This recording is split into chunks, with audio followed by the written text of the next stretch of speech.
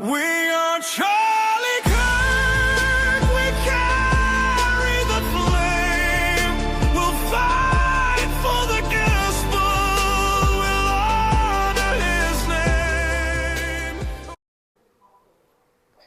Okay, I got a low fan going right now. Let me know. I'm going to just check it right now and see if you guys can hear it. If you can't hear it, well, let's actually just have you guys check out the board right now. This is going to be a wicked episode, bro. Halloween was yesterday. Hopefully you guys had a good Halloween. If you guys want to send me some of your little sexy Halloween pictures and you want me to put it up in the next vlog, I'll go ahead and do that. Or I'll just keep in my camera rolling. Do music, do music, do.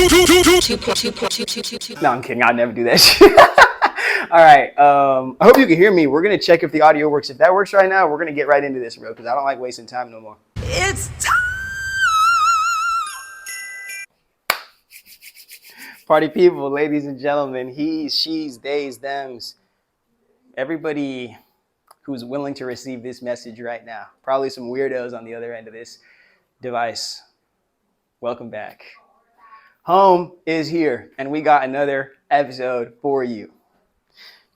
Halloween was yesterday. Hopefully you guys had a great Halloween. I know I already said that because I'm not clipping that part out. And if your Halloween was good, actually, no. Not that I don't care about your Halloween, but let's just start talking about why I even mentioned Halloween to start this episode. If you can read, you definitely saw the word here, hypersexuality. Something that I think a lot more people struggle with than we're willing to accept. But a lot of people are still in religious psychosis, and they think that that's the devil telling them that somebody attractive is making them horny. Or they want to get out and go to Pound Town with somebody that they're probably not supposed to. There's other ways to kind of get to conclusions that could actually allow us to live a healthy, acceptable lifestyle, authentic, of course. But it's going to take a lot of accountability. Before that, it's going to take a lot of ability to have space for yourself. The ability to really, really, really carry a lot of space for yourself and all the aspects of yourself you may be rejecting or at least attempting to keep yourself together rather than allowing yourself to break apart and then find love for your real self, putting those pieces back together in a fashion that is authentic to who you are and how you feel, not at the mercy of what you've been through. This is an exciting episode for me because as I've grown more transitioning from my healer persona into my artistic persona, not that I've left one behind for the other, but as I've grown more into prioritizing my art and connecting it to my authenticity, I recognize so many of us great, amazing, talented artists who have so much value to contribute, not just to the culture, but to the community, to the consciousness of this earth. Our own inability to address this issue, and it's only an issue because we can't conquer it or we can't survive or kind of live on top of it. Our inability to address this and to really face this with conscious intention is preventing us from really, really, really tapping into our potential.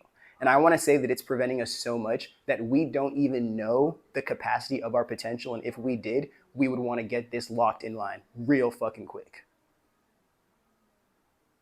This is not an episode to self-abandon, to hate the self, to victim blame, to make it your fault for the circumstances you had to endure or those of which that you might have experienced. This is a means of waking up the awareness in those of us, many of us who don't have people to hear us out, to believe in our reality, to support us through our healing process.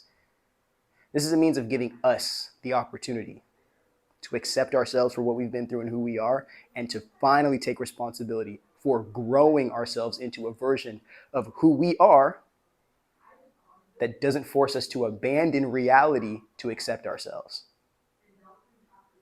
Growing more and more and more into someone we can be proud of every single day.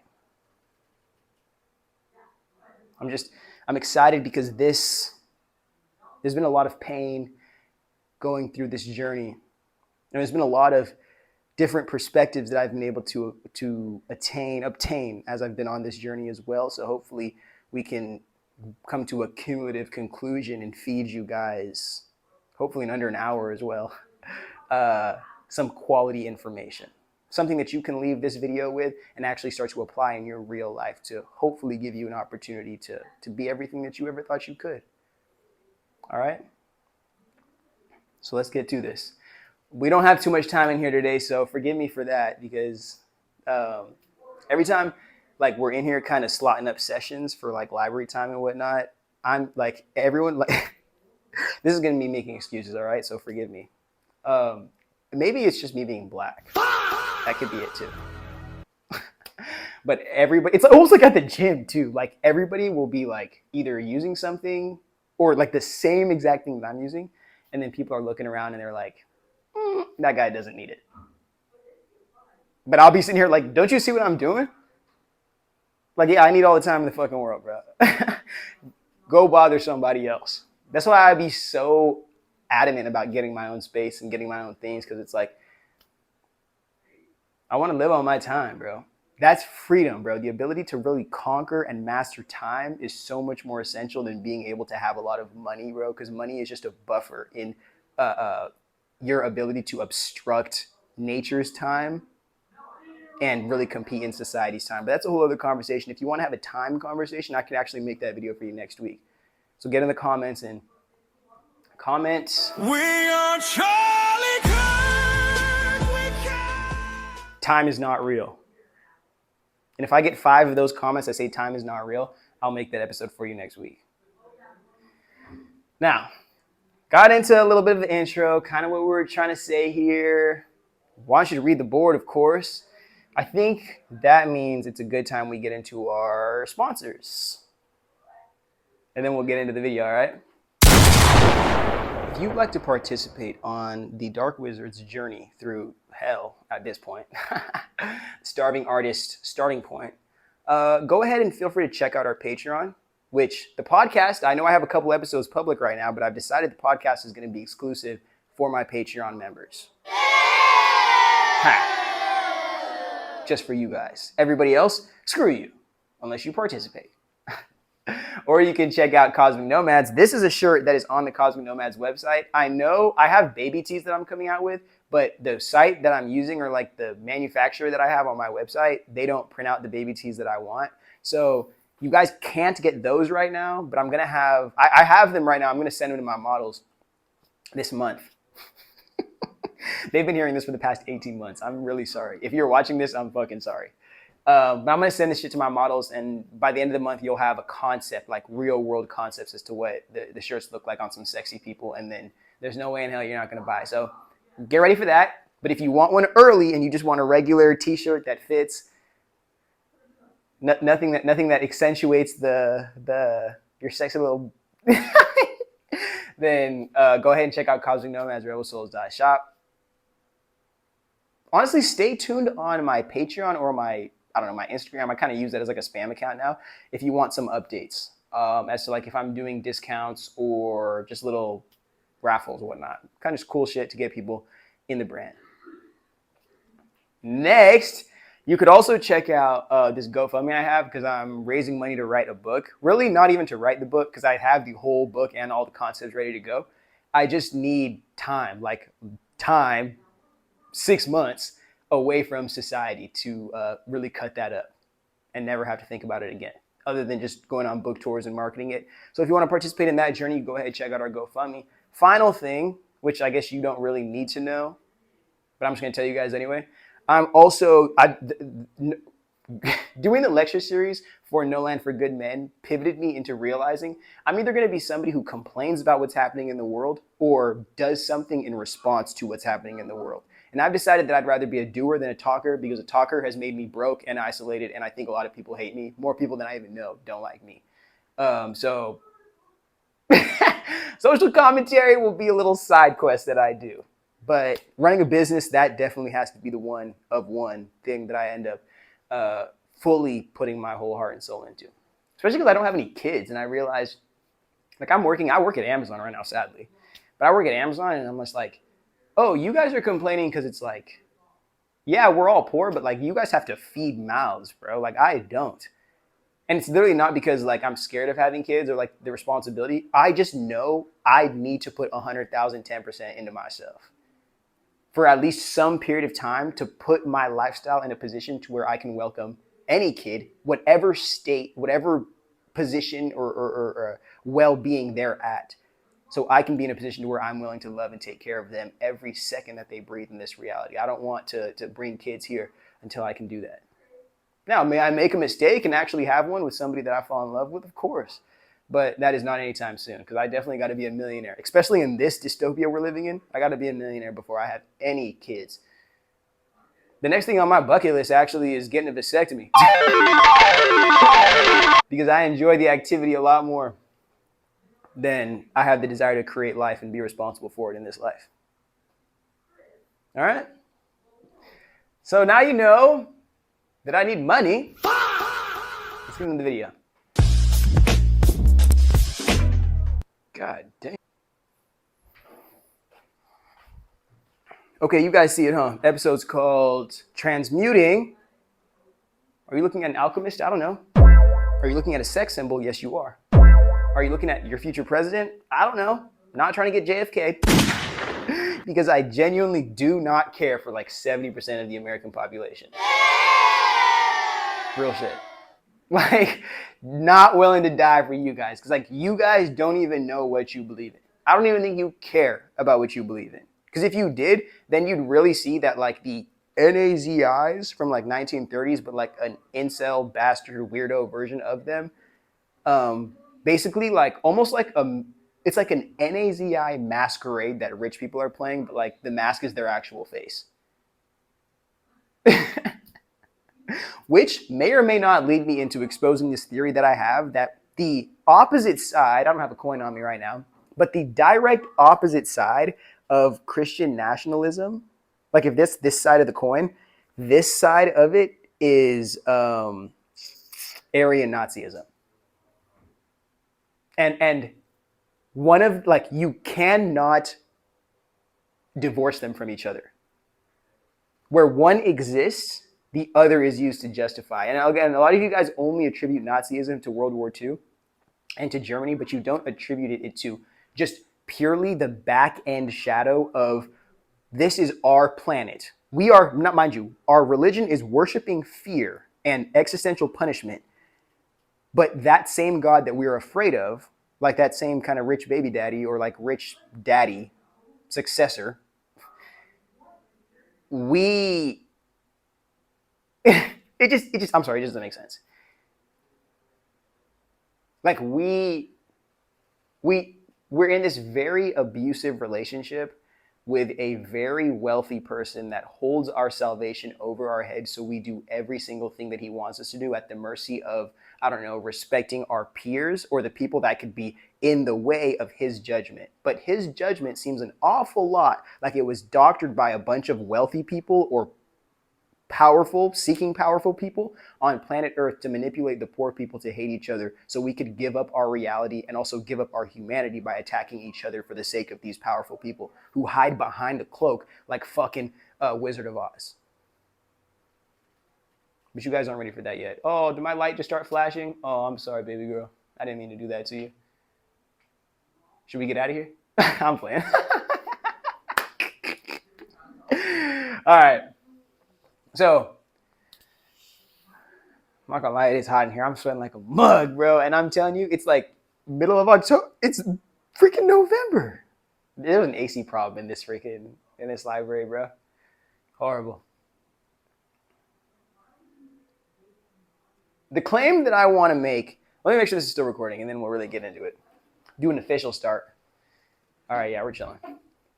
Okay, in short, the claim that I'm trying to make with this video, right, is you may find yourself to be in a position to where you are hypersexual. Why don't we go about understanding the process or maybe some potential experiences that you may have gone through that could put you in a position like that, the state that you're probably in, and how you're attempting to cope with it with a lack of any type of holistic, spiritual welfare or understanding to support you in growing from it. And then how society attempts to capitalize or monopolize on this mass ignorance that we're all falling through. And what we can genuinely do, or how we can put some intention, some conscious intention behind how we're seeking love and why we're seeking to even engage in making love. So hopefully, even if we don't get what we want out of it, like the validation of the person, a baby, a marriage, at least we know that we went into this situation with intention and we're able to take responsibility or accountability for the consequences. Mind you, this is not speaking about people who end up getting violated because they're in vulnerable positions. You can't control that, and you can't take accountability for some other person choosing to violate you. They have to take accountability because that's their problem, because they chose out of an opportunity to violate you. When they could have chosen just as easily, I don't care how drunk you are, how high you are, how insane you are, how angry you are, how cooked up on whatever you take you are, you also had an ability to choose to protect the well-being of that person, even if it's only from you. Because one thing a lot of these abusers choose to do to validate their experiences or what they do is saying that, well, somebody else would have done it.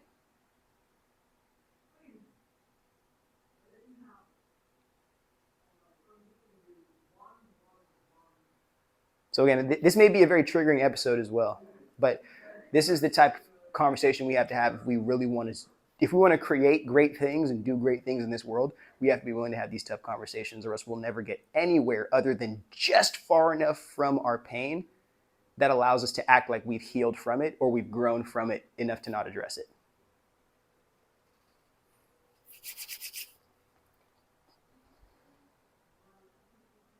I don't even know if I finished explaining the title. But the point of explaining the title was, how can we take that shame and that self-abandonment or rejection or whatever hurt that we're still carrying on to and push ourselves into a life where we're connecting directly with that energy that we're so afraid of, or we were just being literally conquered by, and use that to influence this world that we live in positively, even if it's just influencing our own lives in a positive manner. Because one thing about it, especially purity culture, this is an important conversation to have before we really get into this. Purity culture puts in our mind that when you, especially for women, when you engage sexually or intimately, that it's all your fault. The whole entire experience and the consequences is all your fault for not just following the line of abstinence and just never having sex until we need you to have 8 kids out of a marriage that you probably don't even feel loved or appreciated in. Okay? Purity culture is a means to say, hey, things like rape, assault, exploitation of the body, those things happen so much. And so we don't have to blame patriarchy or don't have to hold men accountable, and not even just men, but we don't have to hold predators accountable in a world where there is no community to hold them accountable. There's just a legal system that can get bought and paid for.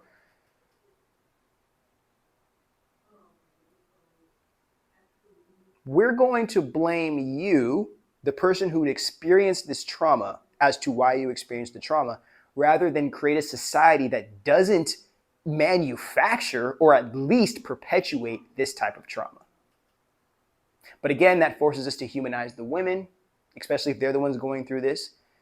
That forces us to humanize the child, which is going to force a lot of unseen or undercover accountability to be thrown on the faces of a lot of people who you think are some stand-up human beings in this society.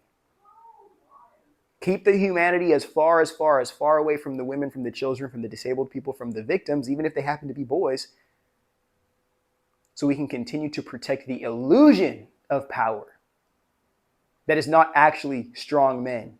It's men that don't have to face accountability. That extends into protecting other types of predators, which there's a lot of women predators that we don't want to accept, we don't want to address, exist underneath patriarchy, and they're able to skate free, one, because of our little bastard sexualized minds in the male side of the community, the boys community, where we think it's a badge of honor to be taken advantage of, because you don't understand the experience that you just went through was being taken advantage of. It was not engaging in an activity consciously or with mutual consent. So all the things that you go through afterwards, that experience, young boy, craving older women, whether it's craving lusting women, an inability to have real relationships with women that don't concern lust or fornication, the inability to truly love and care for somebody outside of intimacy, the inability to control yourself and your desire to have it. It's almost like we as men try to get successful in our society underneath patriarchy so we can just be apart from accountability or taking responsibility, rather than we want to be great men that are on the front end, or really that are on the, not the front end, but the back end, because they've done it before, of taking accountability for what we've been through and knowing that we don't want to be consequences of that. We want to be conscious creators of our reality with the fullness of who we are, accepting we may have been through this, but we choose to be this today, and we choose to, we choose to express ourselves in this way moving forward. Knowing reality because we had to experience it, but not ashamed of ourselves because we had to be victims to it at some point. All right?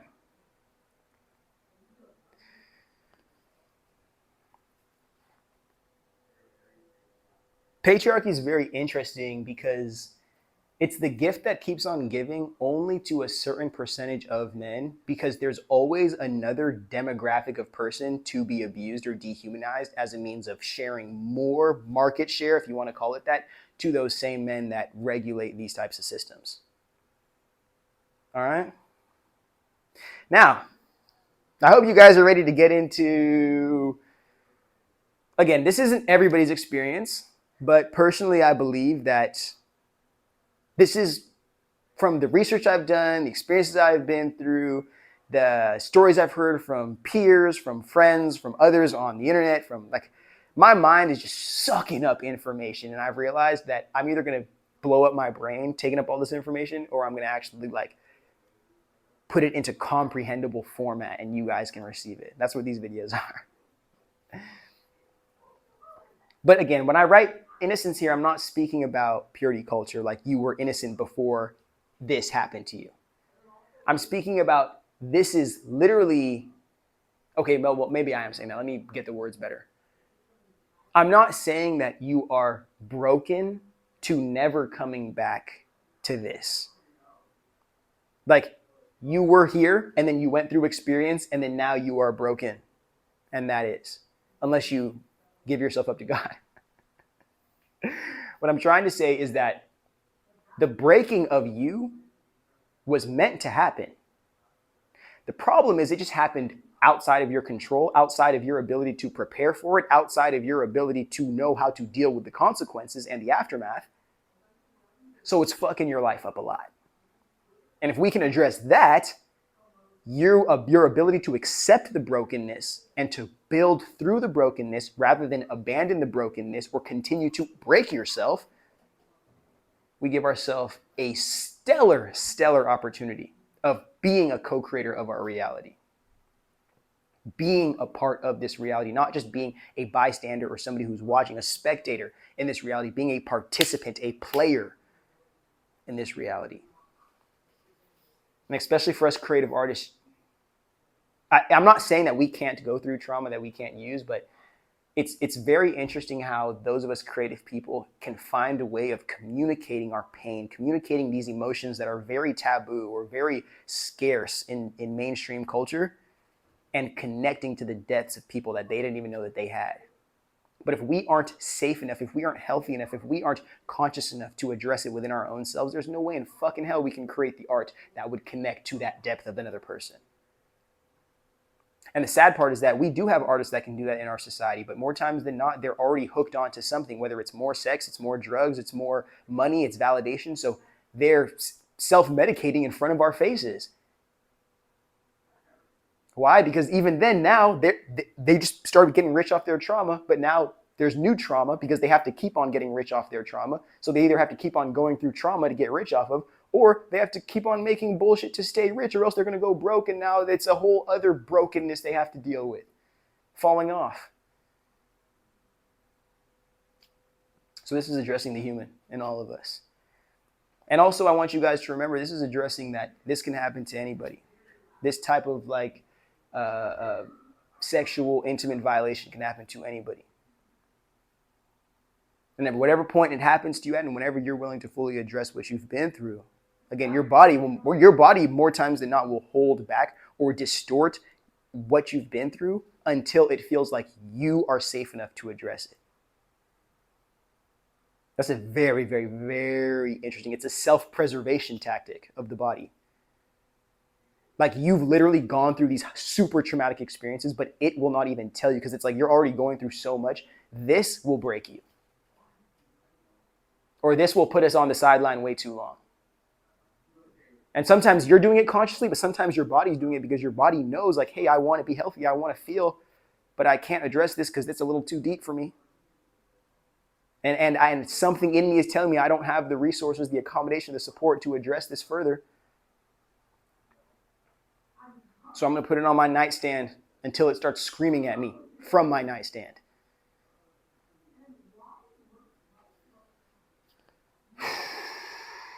All right. Let's get into this, huh? We all come into this reality innocent of reality. Not like innocent and we can't be broken, but innocent of reality. This is at what I call the pre-catalyst phase, before you've been exposed into this dark, nasty sexual side of life that is just animalistic and adult and human and weird. And it's not cool because there's no SpongeBob, respectfully. I think these experiences that I'm about to describe to you are what open up the young, innocent mind or awareness to this type of, not behavior, but like this type of energy.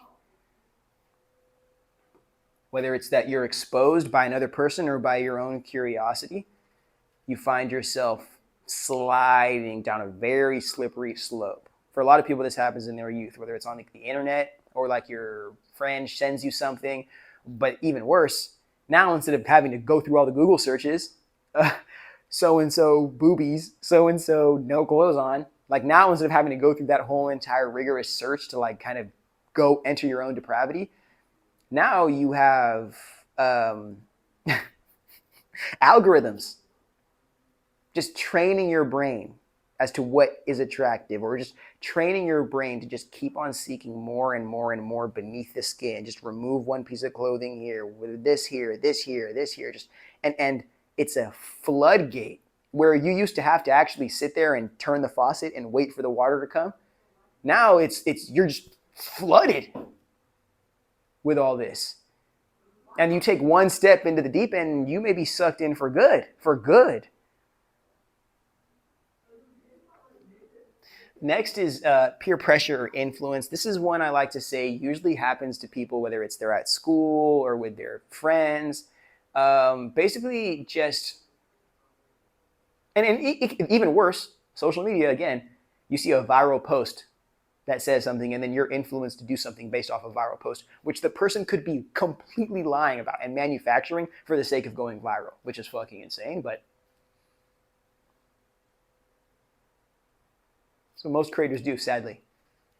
Because like most people's lives are not that entertaining. They're just stealing stories from other people or something they heard from somebody else, and then they're regurgitating it, and then they're continuing to maintain their virality, and then branding themselves as like a comedian or like a thought influencer, like a thought leader, some shit. And it's like, bro, you're copy paste. Algorithm abuse. Peer pressure and influence. This is difficult because especially like young people, like middle school, high school, you guys might not want to hear this if you're grown, I'm sorry. But like middle school, high school kids are like mad experimental, bro. And when they don't have the proper vocabulary and experience and education, or at least some type of awareness, okay, maybe not experience, but like some type of awareness and education as to what the experience is, good and bad, then their curiosity or the peer pressure and the desire to be validated by their peers, whether it's the boys desiring to be validated in the sense of like, oh, I have sex with girls, or it's the girls desiring to be validated in the sense that like, I'm not letting nobody touch this. Or subsect, I have that guy in my back pocket. But we'll stick to the basics as to how it pertains under patriarchy. The girls are attempting to compete as to like how low they can keep themselves, and the guys are competing against how high they can keep themselves as it pertains to like body count. But again, for those of us who've grown beyond purity culture and patriarchy, we know it's literally nobody's business, and it really doesn't matter what people's body counts are. What's more important is your health, your awareness, your intention, what you're doing this shit with. There could be a person with 3 bodies, bro, that's absolutely just like depraved and like disgusting, bro. But that person feels like they have more authority to speak on somebody who's like a sex worker who has maybe 1,000 bodies. But what you don't know is that the person who has 3 bodies never used a condom and was just random hookups from the club, which could have been anybody. And they also never really remembered what the experience was. But that sex worker who has 1,000 had to get everybody tested before every single one of those experiences, and goes regularly to the doctor 2 times a month to get checked up. And that's 2 times a month more than damn near like 99% of people who are actively engaging in sex. So,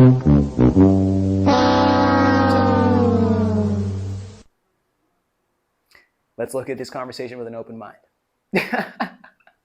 It's usually the people pointing the fingers that have the most bullshit behind that finger, because it's just them. But it feels a lot better to distract the world from your own, or distract yourself fundamentally from your own pain by pointing out somebody else's shame. But peer pressure, influence, that's an easy one. But speaking specifically for the boys, because I'm not a girl, so I don't really have girl experiences other than that of my friends. But peer pressure, it heavily affects the dudes. They think that they're not man enough if they're not getting sex. They think that they're not grown up if they're not inserting themselves into a girl. They think that they're not cool. Dude, whatever happened to being lame with like your homies and then starting a rock band and then rocking shows all over the country or all over the world? Whatever happened to being lame and then writing a film script and then ended up becoming a famous film director? Whatever happened to being lame and then creating art and then going on art tours throughout the globe? Whatever happened to being lame and finding a woman that you can take care of and actually raising a family and being a respectable human being to that family? Now everyone's so afraid of being lame, which is weird because all those lame-bos were successful just at different times in their lives. Everyone's so afraid of being lame now. Everyone is sex every day. Oh, girls. OnlyFans girls. Oh, this. I'm so cooked up. Gooner. Like 6, 7.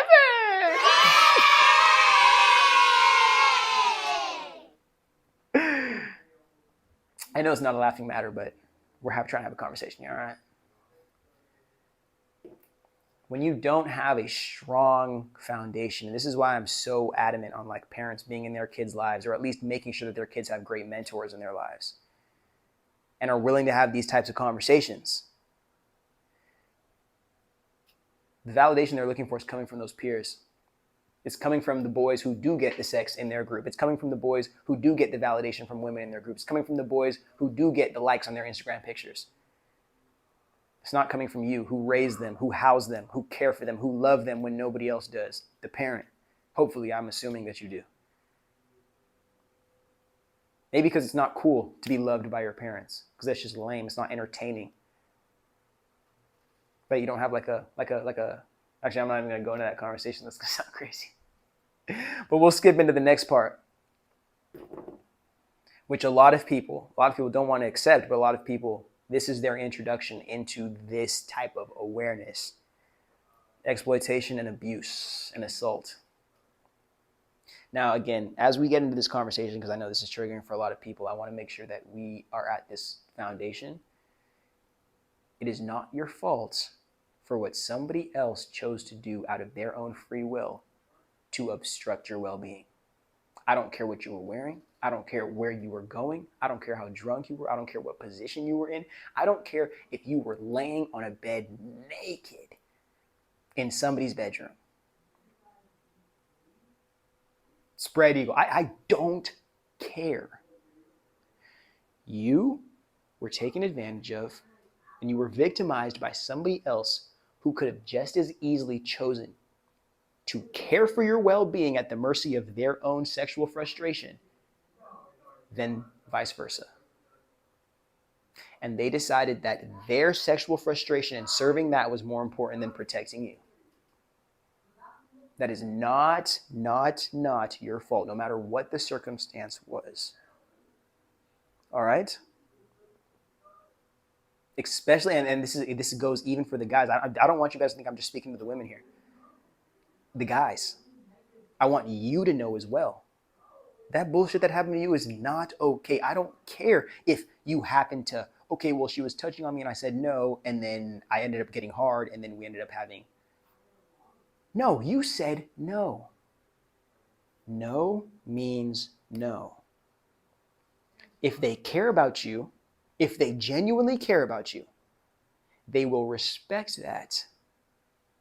And they will put themselves in a position to get a yes, but they will forever respect whatever decision you've given them. All right? We don't even have to argue that. And if you want to argue that with me, you should probably be in a psych ward or in jail, because there's no fucking way in hell.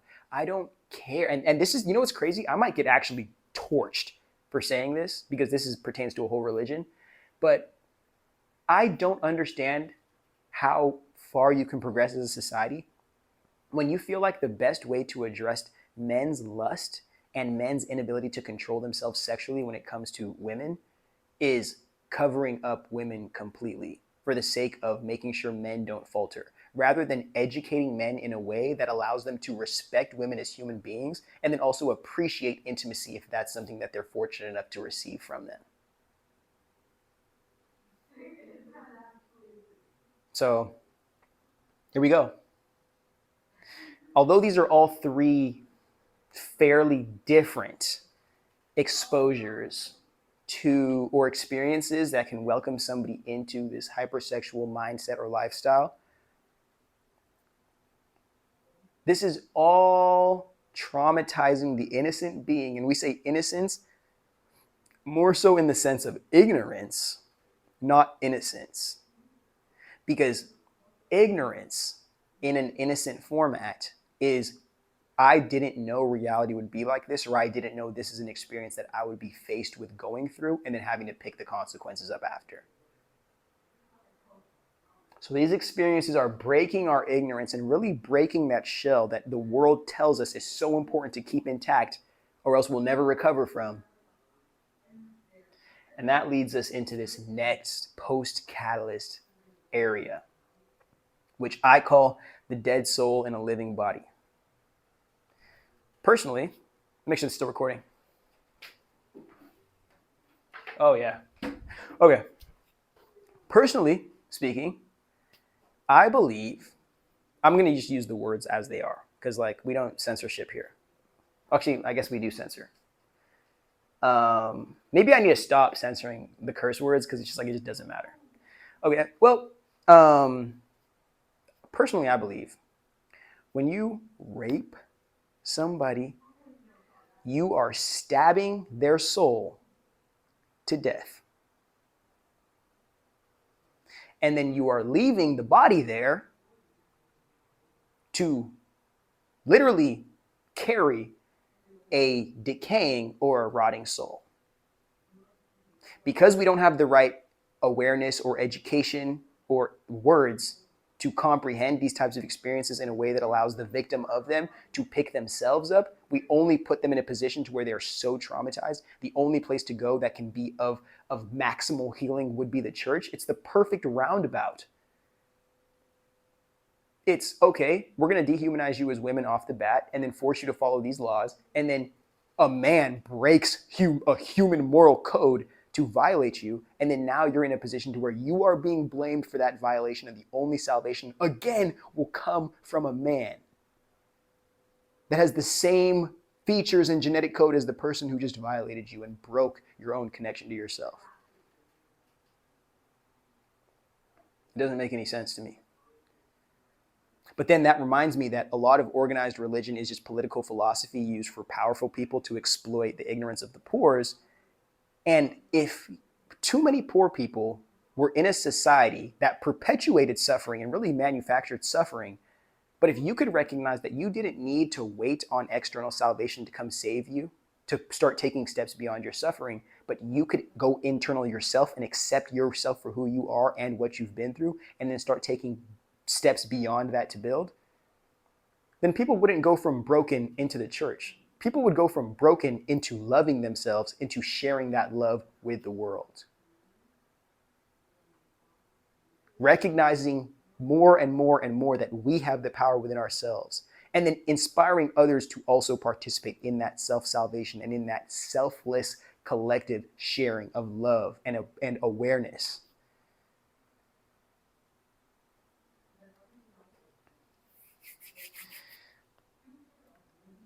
Until you decide to go within and to face, because again, a lot of people, when going through these types of experiences, they completely throw it in Pandora's box, lock the box, and just never address it again. But if you have the strength, whether it's in solitude or it's in, probably solitude where everyone abandons you, or you finally get to a point where your life just hits so close to an edge where you might not be here anymore, you're like, holy fuck, like nobody is caring for this living being that I'm kind of existing in.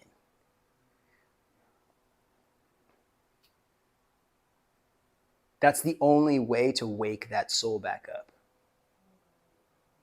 Now, I know we talked about organized religion, and the reason why I say that is because by taking your soul being in your hands and then the world breaking it, or somebody breaking it, now you're giving it to somebody else to fix.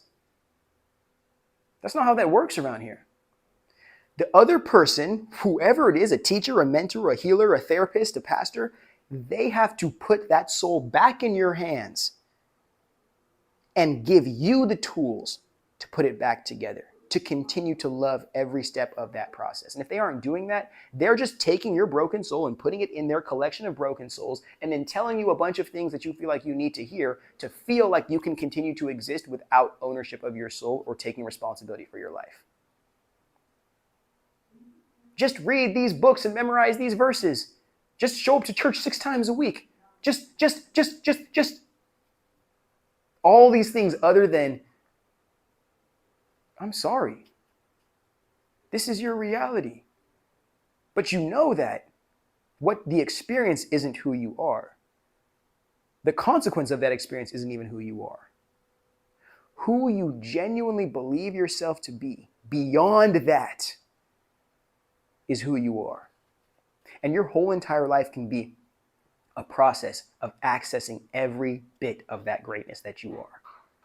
Because the person abusing you, the person violating, assaulting you, they didn't take anything from you other than the limitation you had, thinking that you were just tied down to this body and that you aren't an infinite soul that is accessing this body to live in this reality, to figure out, almost like in reverse engineering type way, how great your potential is and how you can really extend the fullness of your energy through this limited body into this limited experience.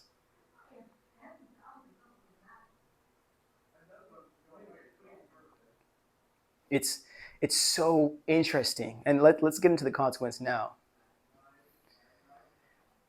What kind of things people, actually, I'm going to cut the video off right now, but in this next clip, we're going to get into what types of things people do as a means of whether it's self-medicating or just coping with not being able to truly address and heal through these experiences that have woken up their hypersexual genes. Okay, so we started with the catalyst and how this system, before we even get into what people do on the back end of basically violation into hypersexuality, I want to just tell you one thing right here that I totally freaking missed. As I was building my community building platform for the AI era that we're living in, where a bunch of people are going to have AI psychosis and treat human beings like robots and treat robots like human beings, I want to show you guys that connections under patriarchy, the final infinity stone for patriarchy's domination of community and connections, because that's literally the the facet of society that's dominating, is this Madonna whore complex. You don't address that God is a woman. Because if you did, that would be the trifecta. That would be the Holy Trinity. Think about this. Everybody chill out. I might have just come out with the greatest theory on planet Earth. The Holy Trinity is either God, either the Holy Spirit, God the Father, and God the Son. Or the Holy Trinity is the three phases of again, I might not be saying this properly. It's going to sound super fucked up, maybe even misogynistic. I'm sorry. But the three archetypes of woman, like grown woman, and how those can contribute to society. All right? I do believe the father-son thing is important, but I think the son is actually just the son of the universal mother. Like Jesus, like the son is literally like the son, and it's the son that is the child of this infinite womb that we're living in. That is the mother, because all life is created through this, and the only being that can create life, or the only types of beings that can create life, are feminine and women. The only time man ever created life was Adam, which seems a lot more like human beings trying to create AI life, and then getting mad that it doesn't respect them, and then punishing it. But the Madonna whore complex in my eyes, as I was building that connection platform and having to do my research on sociology and politics and history, I realized that it goes women. Okay, forgive me. The threefold complex of grown women is God is a woman, is the wife as a woman, is the whore as a woman. Mind you, in this perspective, we don't look at the whore with shame, and we don't look at the wife with extreme expectation.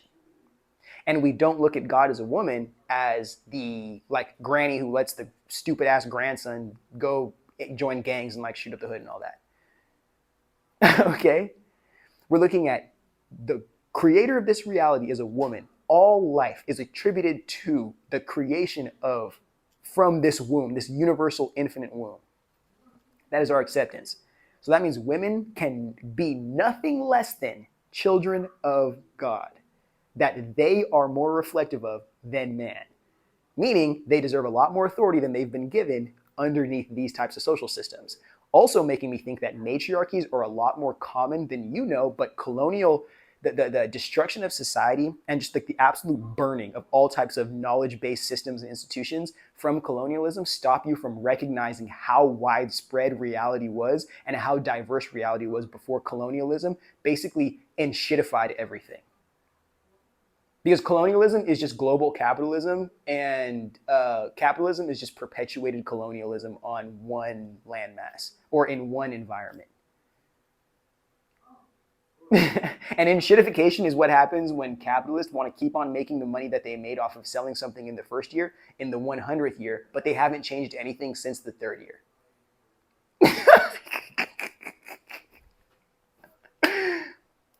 So, as a dude, how I'm perceiving this, the Madonna whore complex, or how it pertains to patriarchy, and especially the victim blaming reality we live in. You say, God is not a woman, but women are only meant to be two things. A girl who is going to grow into a wife, or a girl who is going to be violated, and then we're going to blame her, and then she's going to turn into a whore. Or I guess what these guys think is a girl who was just born to be a whore. Which is crazy, because if you really think about it, it's really like a rich person versus poor person thing. And if you do documentaries on passport bros, like older passport bros, not like the internet ones, you'll realize that a lot of these rich people go to poor countries, impoverished countries, to have cheap sex with children. Yeah, they tell you that they're going, oh, I'm just going to go find a wife out. No. They're not going to find a wife in Thailand. They're not going to find a wife in these impoverished countries, bro. They're going to find a submissive wife who does not know English, so is literally dependent on them completely, cannot leave. or they're going to go pay for sex with a child because, again, a thing that you don't want to understand is a lot of these families are so deeply impoverished, the only value that they can offer on the market for any type of compensation is their child daughter to be bought and paid for by old rich dudes. Old rich dudes who are abandoning their families in the United States or in the UK, wherever the fuck they come from.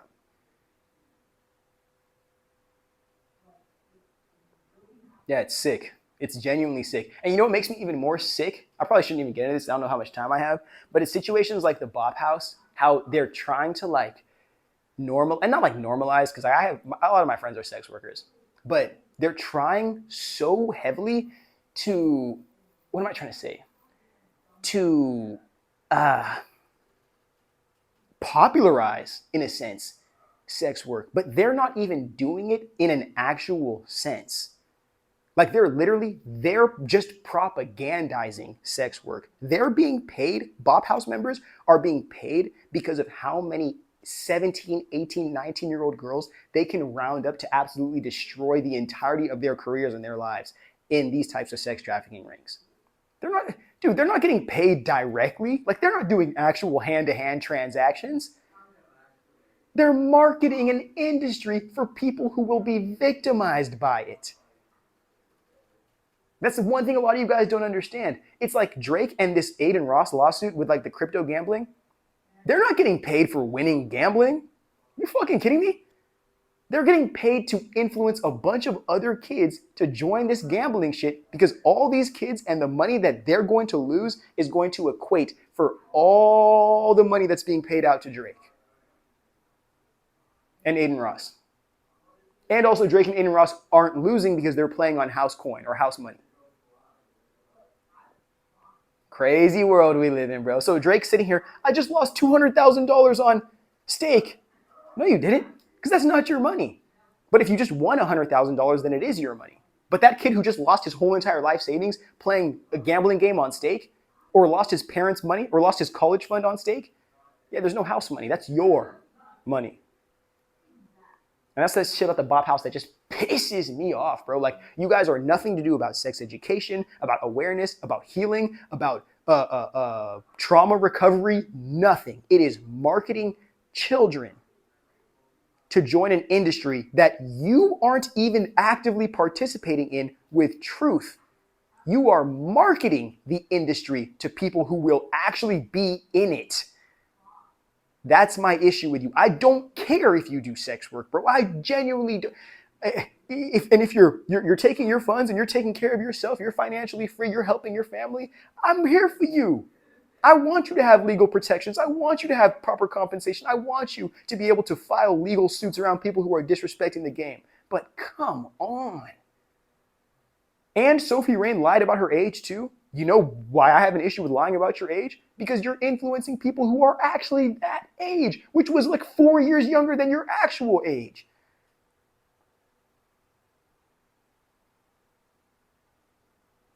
I have no problem with sex. I have no problem with intimacy. I think that hopefully young people can learn from their experiences and with each other. But telling people to turn something that you're not even doing for a career into their career and then having them put all their naked pictures online and they don't make any money and then they're looking to you like, well, what do I do next? And then you're like, well, you're not famous off it, so I don't care.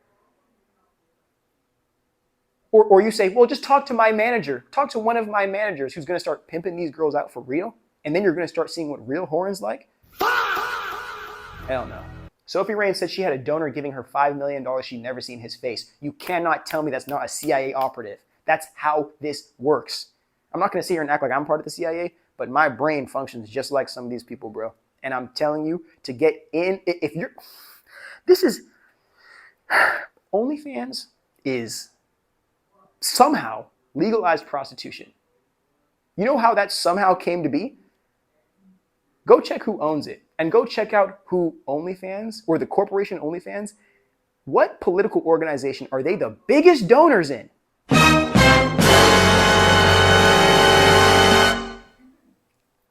Don't say it. You know.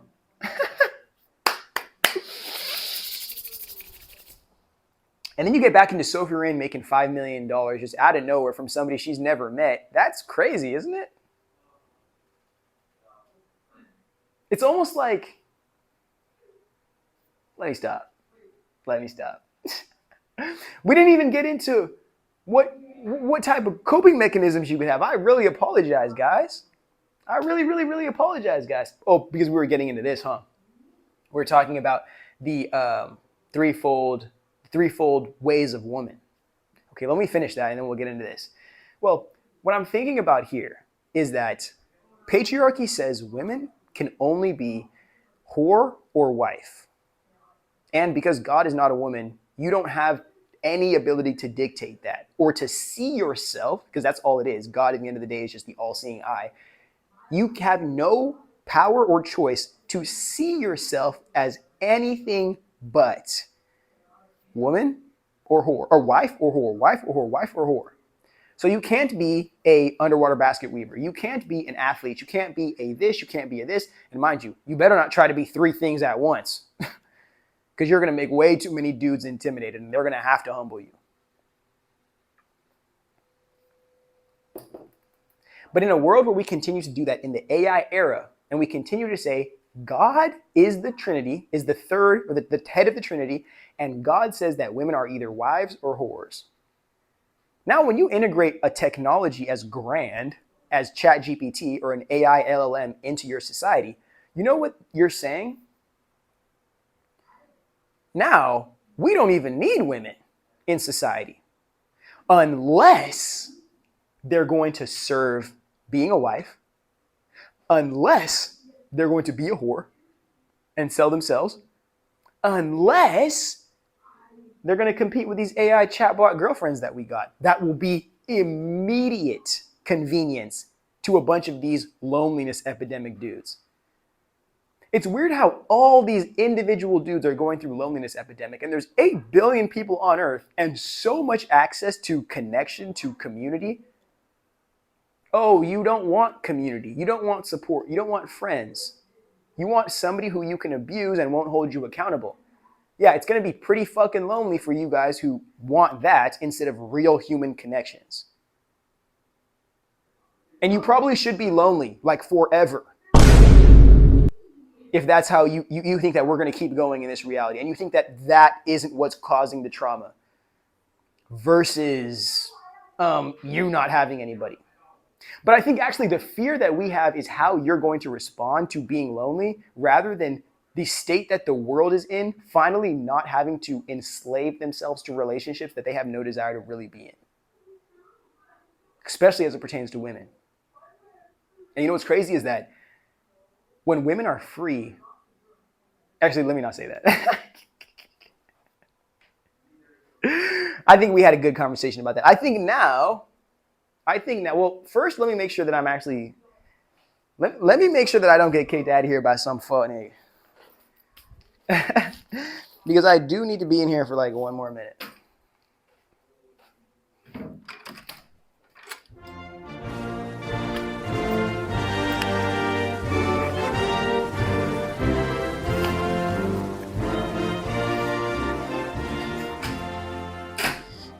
All right, clutch.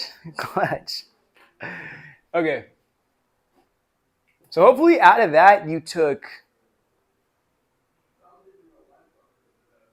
we live in a very victim blaming society, and because of our victim blaming culture,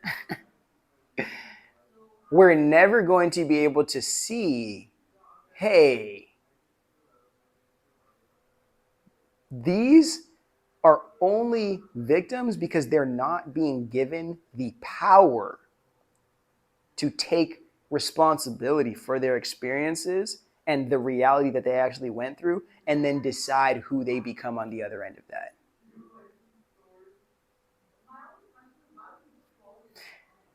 Now we're finally in that stage where we're going to talk about how people choose to cope from this and really assume that they're addressing it, but probably aren't. Self-gain, the siren method. Mind you, dudes can do this too. This isn't just a girl thing. It's like I think it's called like an incubus. I don't know what it is. An incubus? I think it's like a dude whore, like a dude luster. But these people, and it's hard to blame them because they've just recognized their position not only as somebody whose trauma is never going to get addressed, but somebody who understands the transactional value of capitalism. In the sense that I got something that you want, so why can't I get what I want out of it? Personally, I don't think that's a bad deal, but that's under transactional capitalism. That's not under intentional like relationship and like selfless love.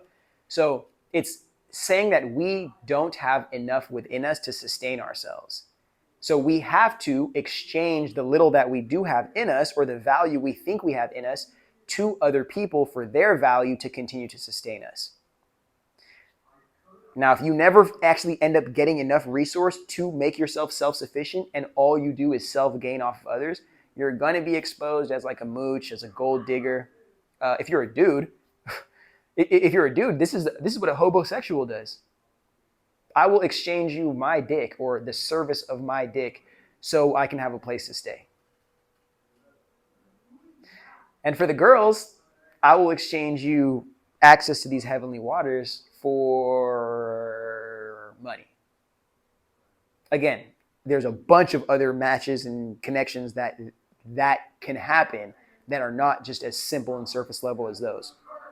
But if you're going to call out the girls for being gold diggers, call out the dudes for being homosexuals and needing to use their girlfriend's car, needing to sleep at their girlfriend's house, needing to literally make their girlfriend apply for jobs and access to shit in society that they can't do on their own. If you really sit here and start addressing how many dudes are benefactors, they're actually the highest benefactor of the relationship with the women that they're with, even if their woman is ugly, if their woman just doesn't look like this and this. And again, I think ugly is a very subjective word, but they can have all these negative words to say about the woman they're in relationship with. But when we really start to really get to the nitty gritty of it, you're more of like a nuisance into her life. And if she could find it in herself to regulate her own reality or find friends that can support her without mooching off her, you'd be public enemy number one. You wouldn't be this best man that you think you are. Okay? And probably that would actually force you to compete.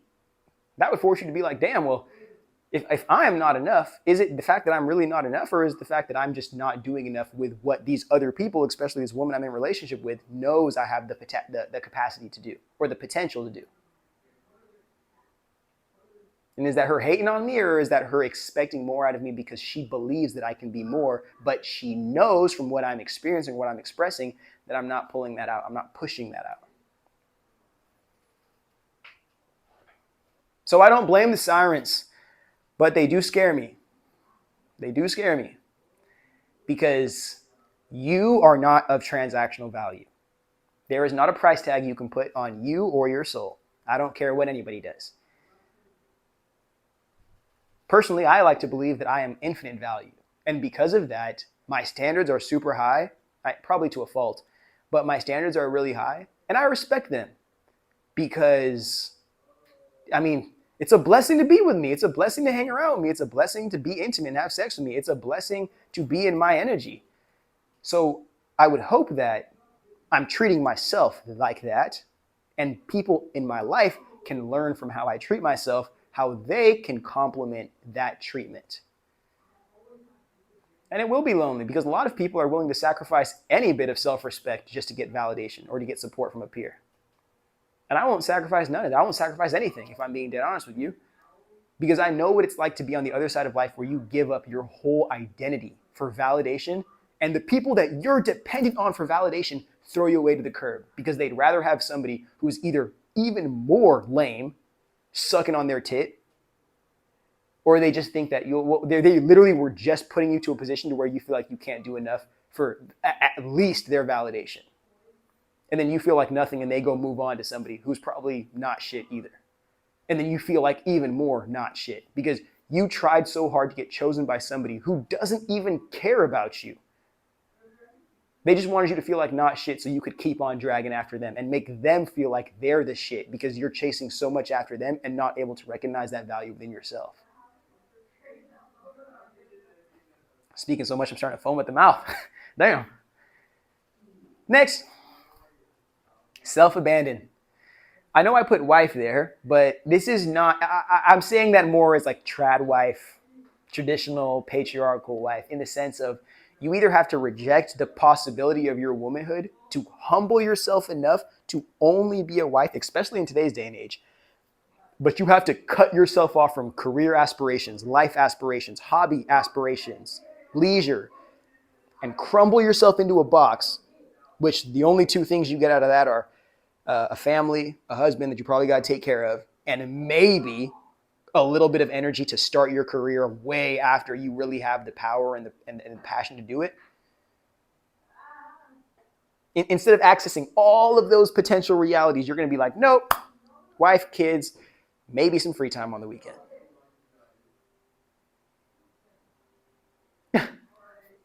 I want to remind you, everyone who's going into that trad wife lane, at least in America, most dudes don't even have enough money to take care of their damn self. And a minimum wage job does not pay all of the bills for an individual person. Don't expect to be walking into somebody's life and turning them into a 100 millionaire, bro, if they got to spend bills on you too. The reason why I attributed wife to self-abandon is because if a lot of these types of people that I'm describing here are those who've gone through the trauma and the only place they had to go to was the church to remind them like, hey, you shouldn't be having sex or you shouldn't be getting involved in this. More times than not when it's not your choice. But then because you don't know how to address that and to shed the responsibility off of yourself onto the person who deserves it, your abuser, you end up becoming the greatest soldier of all time, promoting purity culture and saying women don't deserve this and women shouldn't, or you were dressed like this, or you were too drunk, or you were this, or you led him on. And then these people, like literal women who've gone through these experiences, are their own community's worst enemy and patriarchy's greatest performer, in the sense that they've gone through the worst, and because they never had the words, the accommodation, the support, the village to support them through that and still retain access to their own self,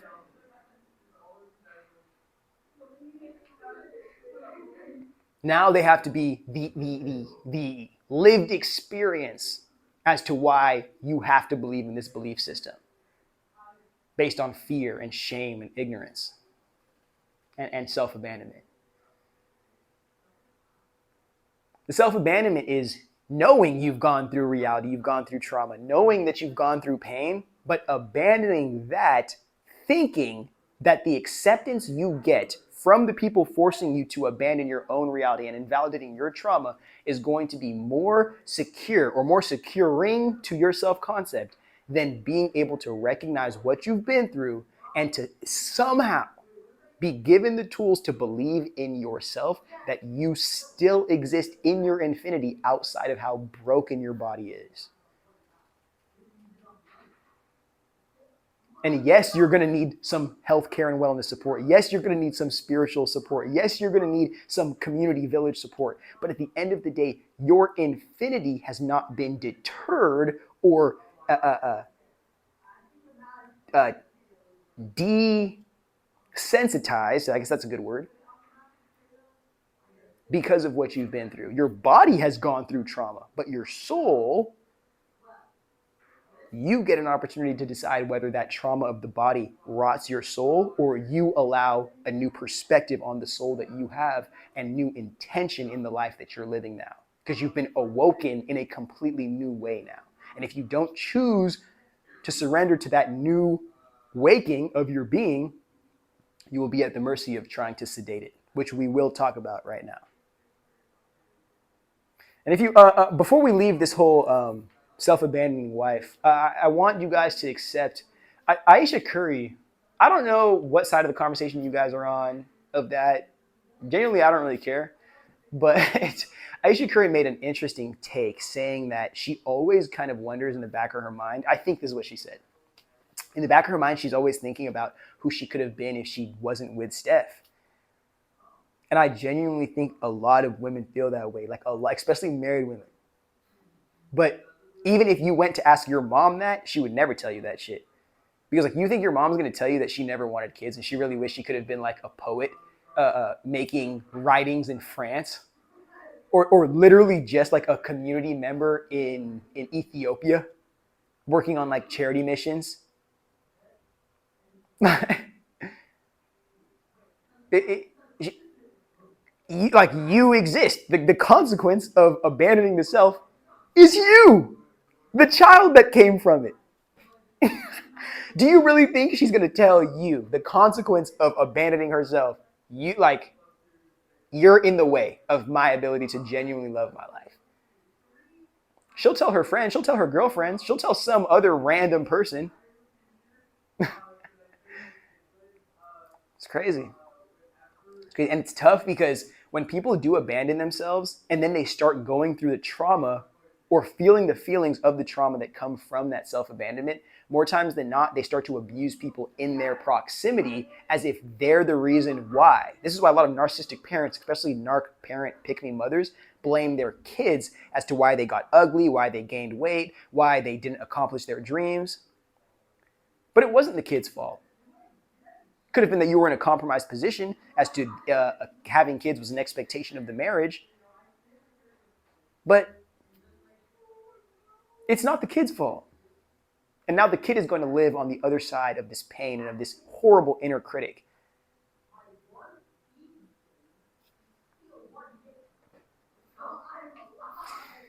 All right, the next is the junkie. I don't want to call this junkie either, though, like because again, we use some pretty descriptive language here, but I don't. Let me make sure this is still recording too. But since you can still hear me, I don't call this the junkie. I don't. But we're going to say it because it's really what it is from an outsider's perspective. This is the person who wants to take those vacations in their brain, but just can't afford to keep on taking vacations or like splurging on Amazon in the real world. Drug abuse. And what's even crazier than that, you can even include sex abuse in there. Because the violation that you've gone through as a means, it's almost like people cracking jokes as they explain their trauma because that's their way of coping with it as a means of getting through it. Because if they just said it as it was, it'd be like super vile and something worth vomiting over. So the self-medication is, and this is why I'm glad I went on my celibacy journey. And I recognized that I was some of the experiences that I was having, I was just trauma bonding with people who didn't need to have sex with me, or I didn't need to be having sex with. We didn't need to be engaging with each other at all. We should have been calm enough, but we're probably impulsive and sexy. I be engaging with sexy people, and it's like when sexy people get around each other, it's just like you're hot, I'm hot, we're both hot, like we both like each other and we're both, yeah. It's hard to explain. And I know I need to have better self-control, so I apologize for that. But a lot of these people, I find out that, because I'm somebody who really, really, really studies people like at an obsessive level, especially when I like them. And I've recognized that I feel used sexually in a lot of these experiences because these girls, yeah, they might enjoy me. I'm attractive. I have a nice package and I know how to use it very well. But what I start to see, especially as somebody who like just enjoys to have intimacy, but like I can see when it starts to drag me in a bad direction, I'm seeing on them, you're like using me to get yourself off. And we are not enjoying this experience. I think that a lot of girls actually feel this. I don't know if a lot of guys do, because guys, like as long as their dick is inside something, they're going to have a good time. But I think a lot of girls will resonate with this experience I'm having here. And even just non-males, or even gay males, you guys may resonate with this a lot too.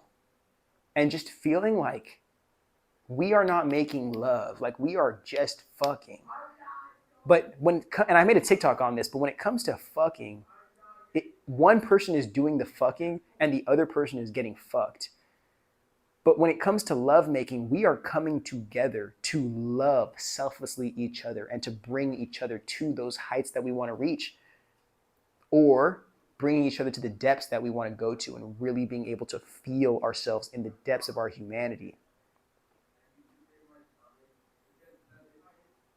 Personally, I guess that's what I believe. That's what I believe. But to continue going in this conversation before I just end up like just leaning, I'm not sure if I finished that first conclusion that I got to, but I didn't. Well, going on that celibacy journey put me in a position to recognize that I'm going to have to wait the time that it takes to have those relationships that I can trust see me as who I am and genuinely want to be there for me. Now, of course, I may not have to wait as long as other people. So other people may have to do a bunch of shit that I don't do. But I personally am willing, I'd rather go in that direction. And I'm not saying that I don't like having sex and I won't eat pussy on the first link. I will do both of those. The second one expeditiously. But I have to start recognizing a lot more, hey, this person, whether they're codependent, whether they're just traumatized, they're avoidant, they're weird, they're manipulative, I have to be willing to keep my dick in my pants long enough to trust them with my actual brain, with the head that really matters. Or else I can just be an object that this person is jerking themselves off with. And the second they find somebody else to jerk themselves off with, they'll just go to that person. And it'll be like every connection, every conversation, everything that we shared with each other was just nothing apart from the transaction of self-medicating. Now, if you're hot or you're attractive or you're rich, you can self-medicate with sex because that's a highly valuable commodity. A lot of people who are too poor end up medicating with drugs. And what's even worse than when people who are in bad positions with drugs, they also end up having a lot of reckless sex. Because that, remember, self-medicating is me saying, it's not me healing anything. It's me distracting myself from recognizing or from that voice that's telling me, I am hurting, I need healing. I am hurting, I need healing. So let me just shut that voice up, then actually address that voice. Because that voice is me trying to get dragged back from the past and that Pandora's box I was talking about to bring to the present. And that voice, that victim that still exists on my timeline is waiting to be hugged by me, is waiting to be loved by me, is waiting to be cared for by me, is waiting to be told by me right now, it's okay. You're going to make it.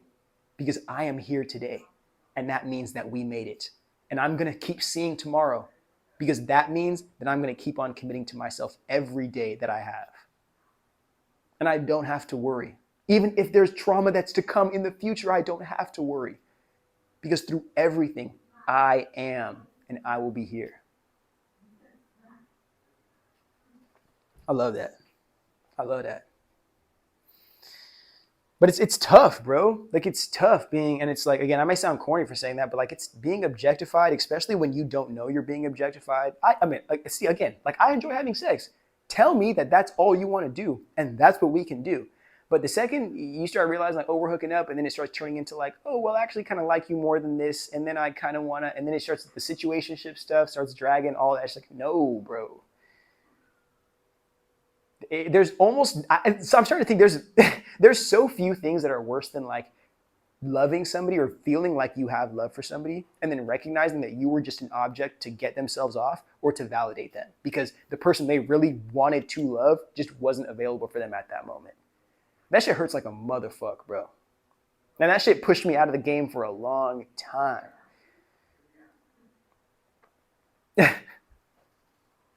But in recognizing that, I hope I have more empathy for the experiences that I have, and hopefully you for the experiences that you engage in, recognizing that hooking up is not just hooking up, bro. Hooking up is not just hooking up, and that's going to lead us perfectly into this next section that we're about to get into. Now. No. I know I wrote Bop Top right there. We should have had our Bop House conversation here, but it don't really matter because I saw a TikTok like a day ago. Actually, let me make sure that my alarms are. Actually, I think they're all off. I saw a TikTok like 2 days ago, and it's pumping on TikTok right now. I feel like this girl, she's getting canceled or something. I don't really care. White girl gets on a pod, and she goes, I think it's like Call Her Daddy. That's already a hit. That's already a fucking hit. And she goes, basically,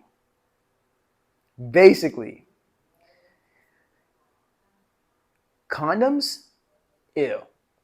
None of my girlfriends wear condoms. You want to bring a condom when you're fucking me? You better get the fuck out of my place, because I'm not fucking you, fucker. No condoms here. I'd rather get a late text.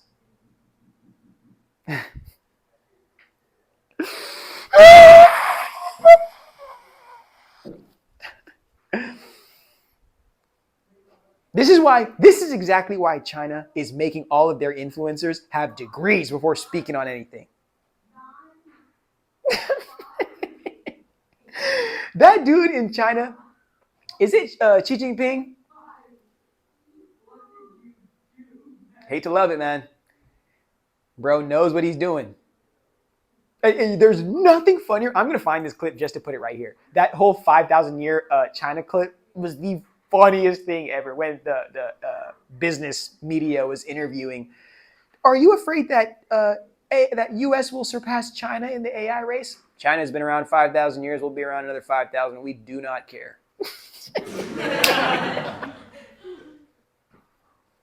Greatest shit I ever heard, bro. Greatest shit I ever heard.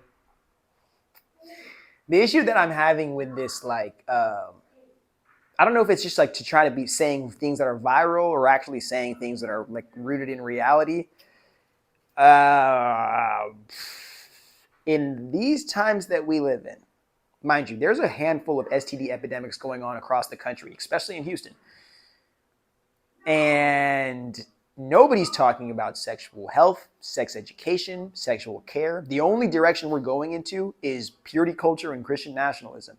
And you're telling people, I'm allergic to latex. Like, the bare minimum you could do isn't tell them, hey, if you're going to engage in sex, at least do it safely. Like, come on, bro. Come on. And I think one thing the girls don't understand, especially white women don't understand, is that they don't realize how attentive boys are into listening to the things that they say, whether it's to validate their own inner psychosis or to actually pursue women in that way. I genuinely want to sit here and believe that most women would rather have you do consent and condoms, if not all. And I think a lot of these girls are lying on the internet saying that they allergic to latex. You want a kid or an STD? Or neither, and just a half decent experience? Like, be fucking for real here. Be fucking for real. But again, because so many of my mutuals are black and like intellectual black people who've existed in these predominantly white spaces or at predominantly white institutions, they were 100%, and especially myself, who's existed in predominantly white institutions damn near my whole life, the white girls are real about, like, for real about this. And this isn't me judging all of you white girls, but like, white girls, come to the front. Hold my hand as I say this. All right?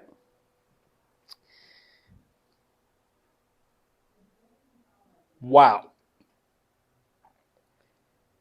We are having too much sex and we are not having enough sexual clarity. I'm not judging you for who you have sex with, how much sex you have, what you do. I want you to be safe. Especially because people not only look up to you, but they listen to you at the mercy of black women, which I don't like. But that's a conversation we can have another day. The words that you say on these podcasts It's not just about getting brand deals. It's about influencing the minds of people who will act in society beyond what you said. Okay?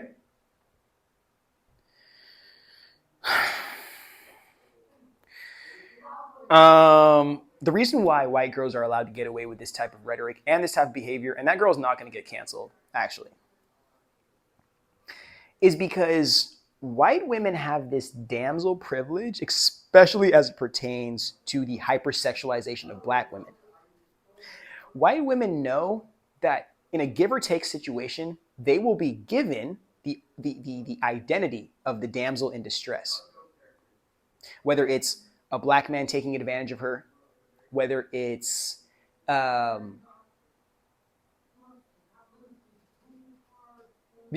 any Karen victimization perspective. It's rooted in the white woman's awareness as to she may not have the domineering power in society, but if she wants to save herself, she can sabotage or distort reality in a way that perceives her in a lot more innocent way than is probably aligned with her actions or her behaviors, allowing her an opportunity to get off scotch-free or to avoid accountability more so than other women. Specifically, as it pertains to hypersexuality, black women. Because black women are some of the most, especially coming out of the black family, some of the most well-raised people. You don't want to say it because they only show black women in the hood or black women who don't have their support, they don't have a village, they don't have love. But you want to attribute this hypersexualization, this like whoring behavior to black women. No.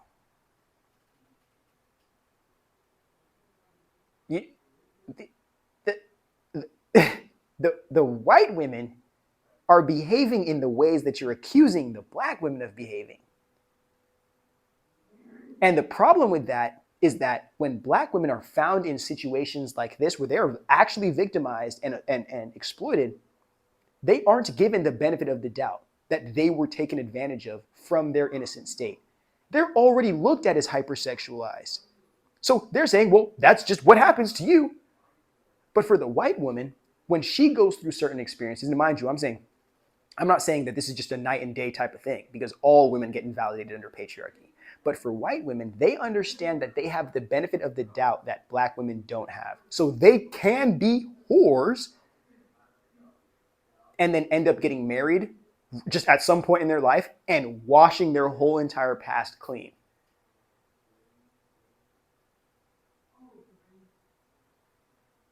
So that's why I believe that white women are so confident in saying these like really like harmful things and just like harmful rhetoric as it pertains to sex and intimacy, because they have a privilege that damn near nobody else has. That you can be not like be exploited, but you can be a whore. Like you can be a whore in the sense that you are choosing to sleep with no condoms, share partners with your friends, go have sex with random people at random clubs. You can do all these things. And still, as long as somebody chooses to marry you, it just won't matter. But for black women, the position that black women are put in is that they have to be perfect. And even in being perfect, if they're not automatically preconceived as a whore, they're a nigger. So it's like lose. You're black and you're a woman. So that's why you may hear black women or Latinas, you may hear like marginalized people, black and brown people getting online and saying I was at the club and I was with these niggas and this is it and all that. You may hear that, but remember, none of them have the privilege of being damsel in distress. And you want to know why I also think that too? Because I think the white man is actually more genuinely attracted to other women, like all other women, and white women are in this constant, perpetual chase of trying to be this other woman in their woman's body, in their white bodies.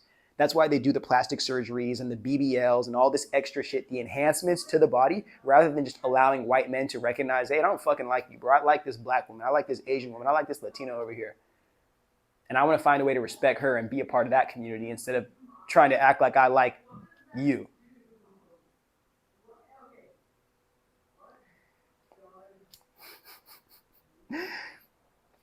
I want to conclude that aspect of this conversation by saying reckless sex and hookup culture with like no intention. I understand when you're experimenting and whatnot, but hookup culture at a reckless level is actually socially acceptable self-harm. Imagine if you perceived hookup culture as like these people outside. Yeah, I mean, when they're inside of each other and they're having a good time and it feels great, yes, it feels good. Yes, it seems like it's the right thing to do. Not when you realize that you've just broken up a family because the person that you were engaging with is cheating, or maybe you're cheating, or maybe you actually caught feelings for the person and they never fucking liked you. Or maybe this person that you hooked up with and you thought was super hot and you thought that they would actually take better care of themselves actually just gave you an STD.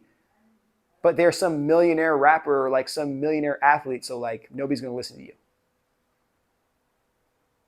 Yeah, like the consequences are so much more existential on the back end of the immediate experience. It's hard for us, especially when we think that we're choosing to be involved in this experience, it's hard for us to really face or acknowledge the severity of the consequences.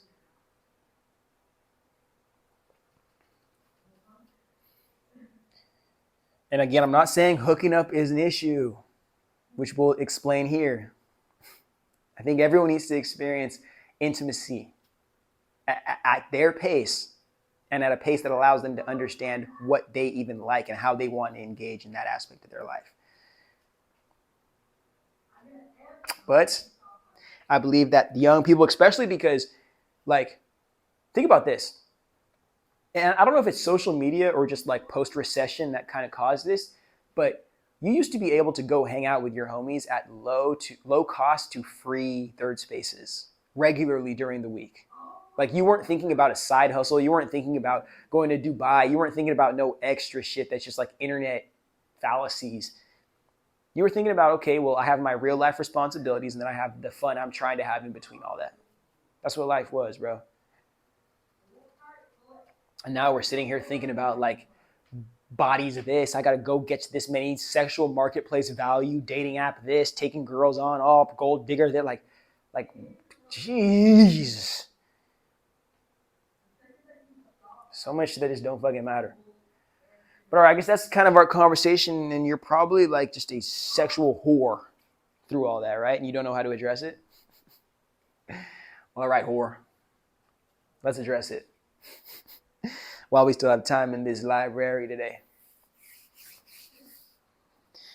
I believe that all of this should put you in a position to ask yourself, I mean, again, this is if you graduate from hypersexuality in the sense that you know that there's something more to the energy. So you're not in a position to fully reject it and abandon yourself, but you're tired of being conquered and literally owned by whether it's your lustful ideas or desires, or you're just tired of being controlled by people you have sex with, by your desire to have sex, by, I don't know, vagina,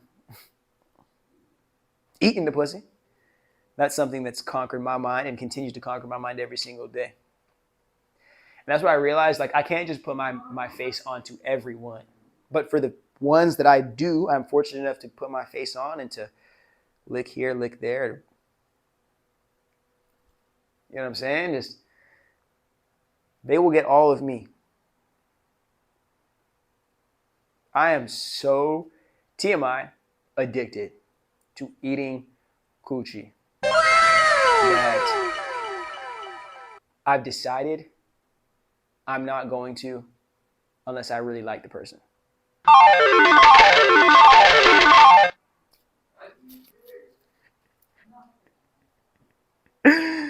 I've decided that I'm going to take so long to vet every person that I engage with intimately that I'm going to have to know that I fuck with you. And honestly, like, I don't even truly care for like hooking up that much. Like, it's cool. And if I get it, I get it. But like, really, like, I want to like lay you down and eat that coochie like Thanksgiving dinner. And then make love to you like nobody ever has before. And then we sit there just in our sweat, just like, yeah, we did that. And we might do it again, but we did that. I want you to listen to me. I'm going to say this again. Pre, during, post, it's all love. That's the standard of intimacy that I got. And again, you can't have that for every experience, but that's the standard I'm chasing. And I want to make sure that if I can't provide that, if I can't offer you that, at least satisfaction with the experience, then I'm not even trying to engage with you in that way. And I think that kind of keeps us all a little less freaked out than we are and a little more intentional with who we're freaking on. All of that conversation led me to the question, not conclusion, but the question, why do we even want to make love? Like, maybe instead of trying to abandon this desire so much, why don't we just accept the fact that we have it and then start addressing, okay, well, what if we can understand it? How will that help us? Let's figure it out. I believe there's a handful of reasons as to why we want intimacy and we want love, but I'm just going to give some main ones that I think that you can actually start figuring out, or at least applying to understand your own life. We want to connect with others, or we want to access our own depth. This is where I believe self-love comes to play. But what I believe is that when we're looking beyond the surface, we understand the depth, the potency of these types of experiences, then we understand that we genuinely want to go within our own depths and to feel ourselves at our truest. But we'd also like others to do that with. We'd like an other to care about us so deeply, so much, that we want them to help access those depths with us, like entering our own void and creating a world there, or at least being able to identify this world of the impossible or the infinite unknown that exists within us. I believe intimacy, it teaches us a lot about ourselves, especially as it pertains to having with other people, because you have to constantly find out how to balance getting what you want while also serving the needs of the partner in the relationship. That's if you love making. Again, if you're just fucking like animals, then again, it's just whoever's getting off.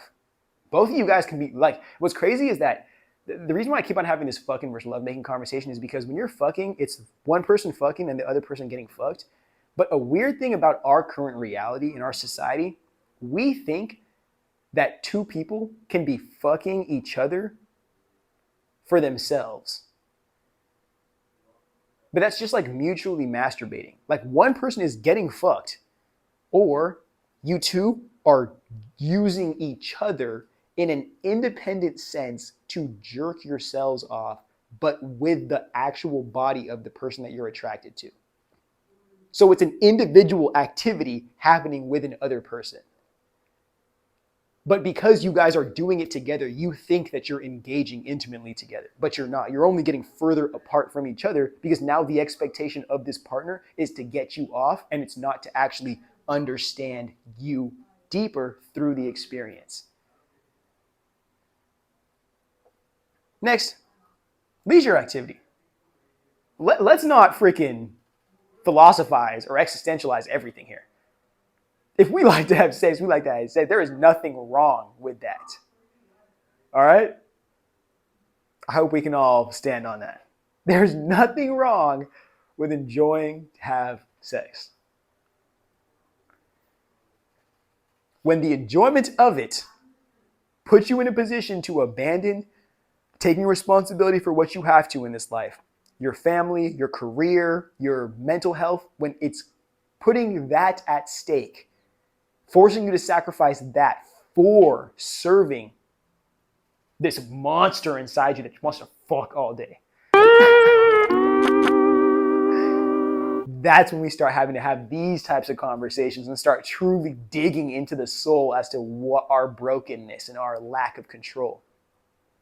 Because those of us who lack self-control, taking it upon ourselves, rather than imposing that lack of self-control internally onto reality externally, will create a lot more free society because we trust that people can constrict themselves in ways that are harmful to others, rather than society needing to constrict everybody with shackles around their ankles and their arms and their freaking mouth, because society or the systems do not trust human beings' ability to regulate themselves as it pertains to existing around other human beings, especially of different genders and sexualities.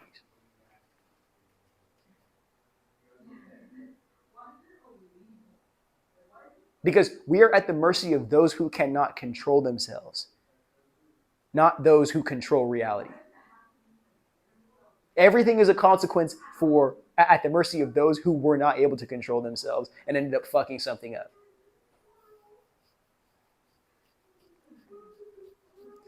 But I do want us to always have this, to not get too deep into purity culture, to sit here and say like, hey, you know what? We can't just have sex because I found you attractive, you found me attractive, and we both got turned on and then we want to have sex. Like we can never get to a point in society to where that is illegal or that's like some type of unforgivable sin. Because that shows us that like, okay, well, not that we don't know how to control ourselves. It means that we don't care enough to make this conscious. We don't care enough. You know what's actually fucking insane?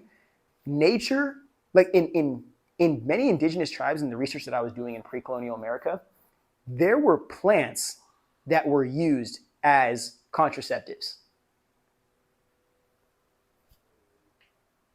Is that not crazy? Not lab-made, plants, meaning that it is natural for the human.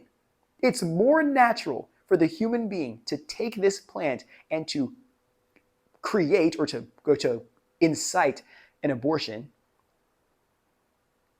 than it is all of these like stimulation drugs and all of these like get hard pills and these freaking basically like intimate like ecstasies.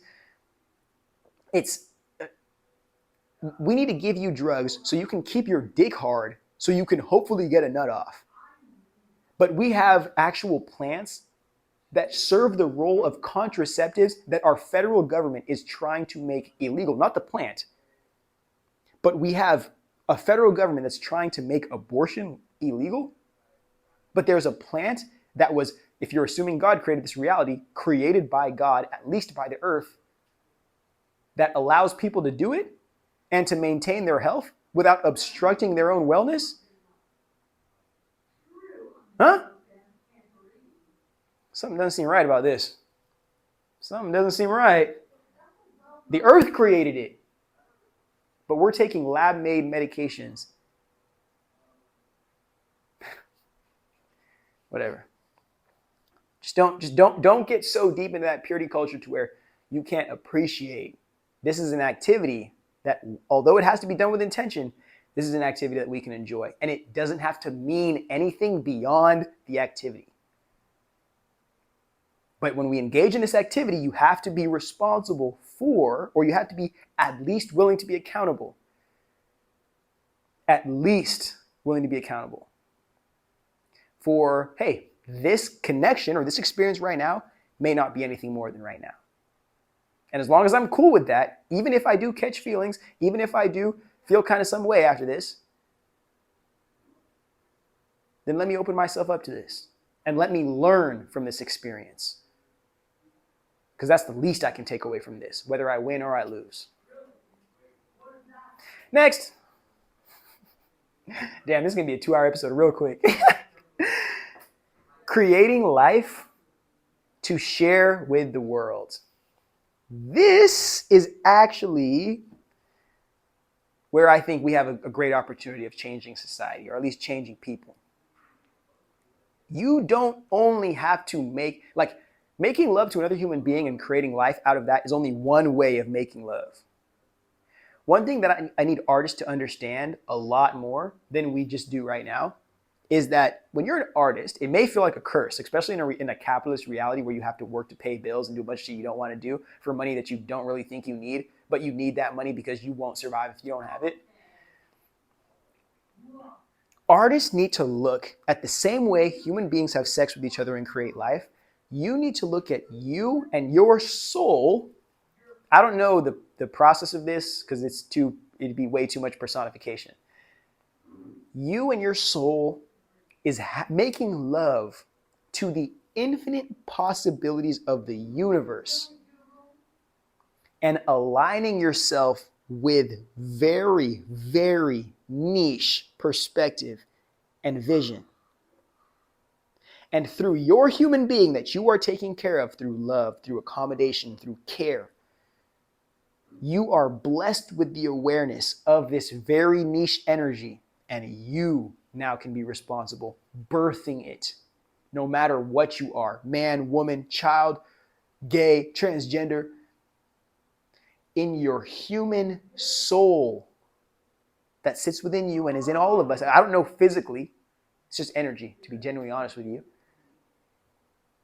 But that human soul that you carry, that you are connected to, authentic only to you, you can decide to invest, to look after that so deeply that you start to peer into that orb and see the dreams and the visions that sit inside there and recognize that those are all tied to you. It's just asking for something in return, for commitment, sacrificing your fear, sacrificing your doubt, sacrificing your limitations. It's asking for you to love it, you to believe in yourself. It's asking for things that are damn near existential. Choices that you have to make.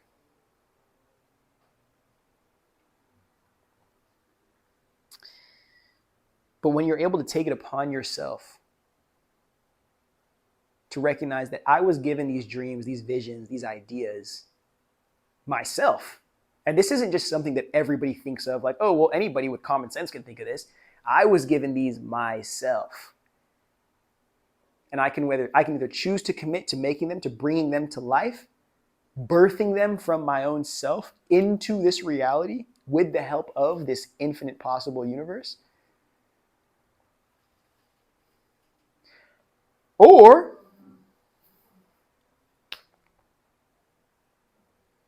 I can box myself into what I feel society will accept me as or validate me as.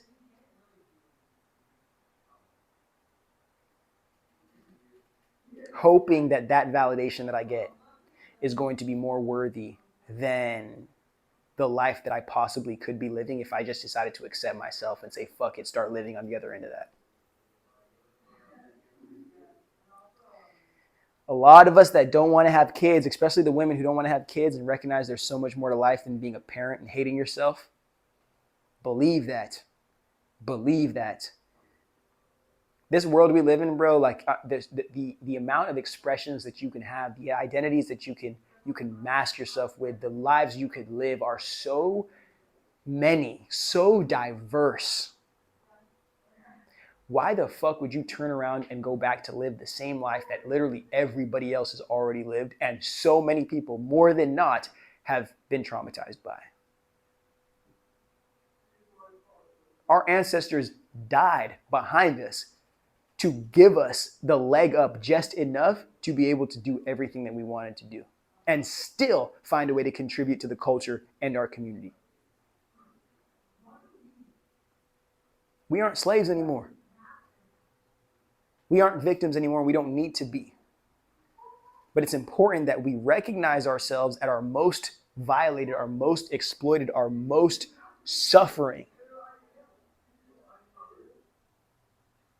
for the sake of remembering this isn't the limit of who we are. This shell that we're existing in this human experience, this isn't the limits as to who we are. This is just the thing that's harboring our infinity. And life put us in these circumstances or in these opportunities to continue to remind ourselves that there's no amount of broken or breaking that can disconnect us from our soul. We have to choose to be apart from our soul. And even then, even in choosing to be apart from our soul, it still sits within us, waiting to be loved, waiting to be cared for, waiting to be given life. And we can choose to be the person that does that if nobody else does, every single fucking day. And even as much as choosing to be that for yourself puts you in a position to even see other people that could be willing to do the same, if not more, for you. And all it takes is you believing in yourself, you knowing that you are more than what you've been through, you knowing that you still deserve the best, even if you've been through the worst. And it's so fucking hard to control a person like that. It's so hard to manipulate a person like that. It's so hard when you have gone through the worst, you've gone through the bullshit, and instead of rejecting it, you accept it. Instead of abandoning yourself, you love yourself. Instead of hating yourself and limiting yourself, blocking yourself off from opportunity, you say, fuck that. I'm way stronger than I thought I was. I want more from this life. Give me anything on any platter. I'll eat that shit with my hands. And again, this isn't you begging for or trying to perpetuate more trauma. This is you recognizing there's nothing that can break you down. Because you can decide to get back up every single fucking time. Because you know how important you are. You know how special you are in this life. Fuck what the hell these people put you through, bro. Fuck them. They taking it out on you because they don't respect themselves more times than not. A lot of people who be violating in these like sexual ways, it's because they got violated themselves or because nobody was there for them when they needed help. And now they feel like the only thing they can do is share that trauma onto somebody else or take the responsibility that they need to take for their own trauma and their own pain and put it onto somebody else. Make it somebody else's fault.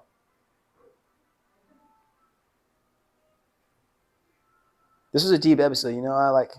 We still got actually a handful of shit to get into, but I just want to remind you guys, this is a deep episode and this took a lot out of me, but I'm glad I'm turning all you fucking whores into artists. And hopefully you can retain the whore.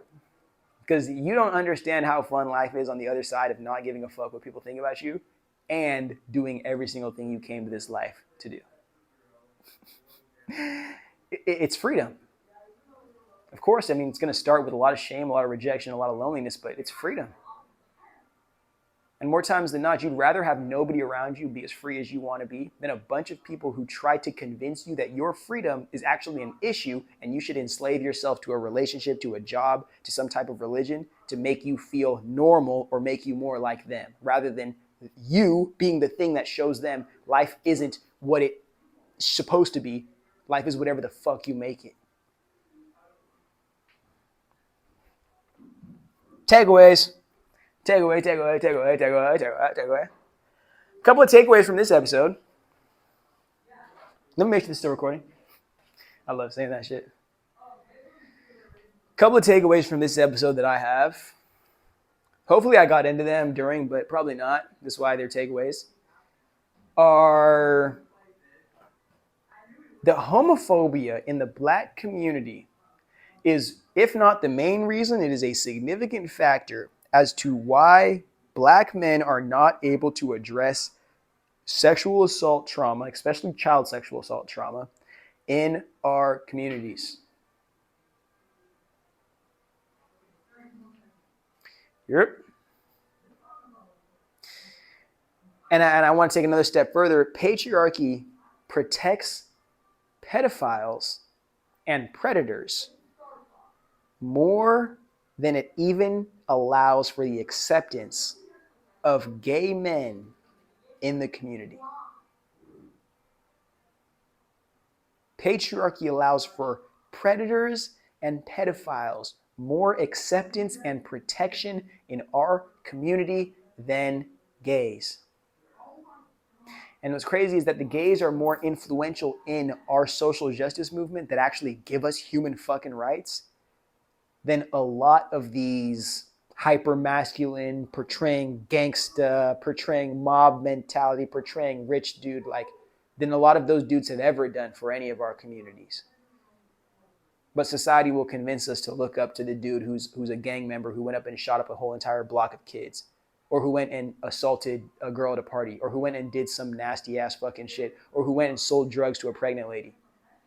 Society will pick that dude up because it feels like he's conquering his reality, whether it's by the activity that he's doing or the cash that he's getting from it, at the mercy of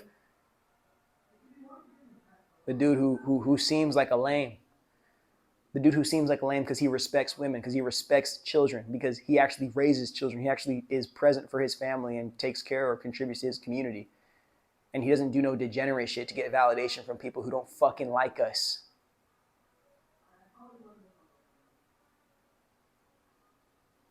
Continue to hate the gays, bro. I'm telling you, get that fucking white Jesus out of our church, bro. And you're going to see a lot more issues that come from niggas that look like that rather than our own people. But let's address the homophobia. Let's address how the homophobia is stopping black men from recognizing the times where they have been assaulted, they have been raped. Because the fear is, I'm seen as weak. I'm seen as victim. I'm seen as vulnerable. I'm seen as I'm not the man that patriarchy wants me to be, or that I have to be accepted as a man under patriarchy, which is abusive and toxic in itself. But black men are afraid that the fear of being seen as weak, of less than, of gay, prevents you from being able to even go on this journey and see where you have been violated by people you may consider your friends still, because you're not looking at them as your abuser or as your exploiter. You're looking at them as, oh, some random experience that I was kind of cool with, or like I'm just going to have to get over it because everybody likes them and nobody likes me, or nobody's going to listen to me if I called them out. And that's why the Diddy situation, like, people were more alerted as to Diddy being or raping men than they were like Diddy is an absolute fucking devil, demon, criminal who had the law protecting, had federal government and federal crime organizations protecting him, and still was doing the most horrendous crime ever. And I'm sorry, bro, Diddy was a Fed. Jay-Z's also a Fed. And Diddy was freaking protected by the feds. Everything that he was doing, bro. But you don't want to, when he starts talking about the baby oil, you want to start making it a freaking, oh, jokes, Diddy part, no Diddy, baby oil. People were getting raped. It's not a joke. The issue is not, nobody would have an issue with Diddy if he was gay. Okay, yes, society would. But we, regular people, with our humanity intact, don't have an issue with Diddy being gay. We have an issue with Diddy preying on vulnerable people, offering them illusions and lies to satisfy his own sexual fantasies and desires. A lot more black men are scared of speaking up because they feel like they're weak. They think that they're a woman because they got fucked. You don't even understand that it's like, hey, you don't have to be gay just because like you went through this, like you went through an experience. This is just trauma that we're addressing. And now you can go to be whoever you want to be. But if you don't address the trauma, you will forever be a victim of that, or at least every decision you make will be a consequence tainted by the trauma that you don't address. Whether it's you being down low and dating women and then abusing women, whether it's you being down low and trying to find love and acceptance for yourself, but being afraid of how society is going to look at you, so you keep your actual male partners on the down low and you can't respect them publicly, or you can't respect them, period, because you're afraid of what's going to happen to yourself. Maybe you being in a relationship with a wife and not abusing her directly, like hitting her, but going off and sleeping with men on the side. And then giving her an STD.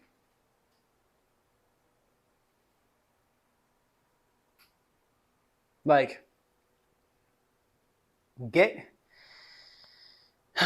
there's just, But I also do think that like I think pedophilia is actually one of the greatest issues on planet Earth right now, and I think it's a direct consequence of patriarchy because the people who run the system and regulate children's welfare never really gave birth to any kids, so they don't have that real umbilical connection to children and the welfare of children. To respect that beyond their own sexual desires or their own personal interests.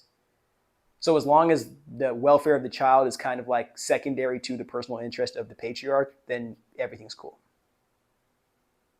But if the child's welfare was more important than the patriarch, then a lot of fathers, pastors, police officers, people that you look up to and respect with authority because of their title in this society, you would have to be looking at totally sideways.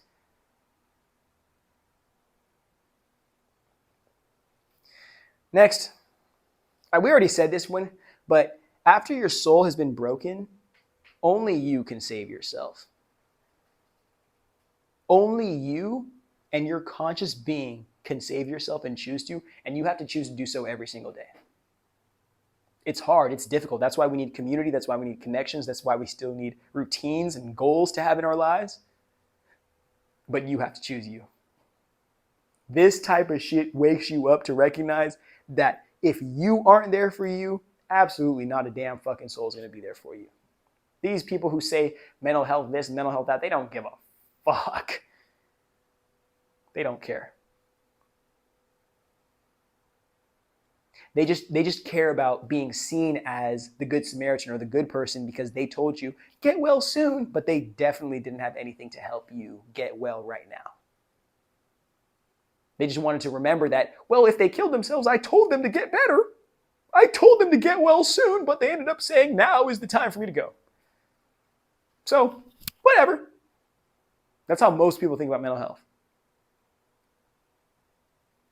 And again, because we're at the end of this video now, it's just so much easier to blame the victim for being a victim than it is to address all of this and then recognize that patriarchy is literally, if not creating predators, it is the allowance of this type of abuse to go on in society. And it's the gift that keeps on giving issues upon issues upon issues.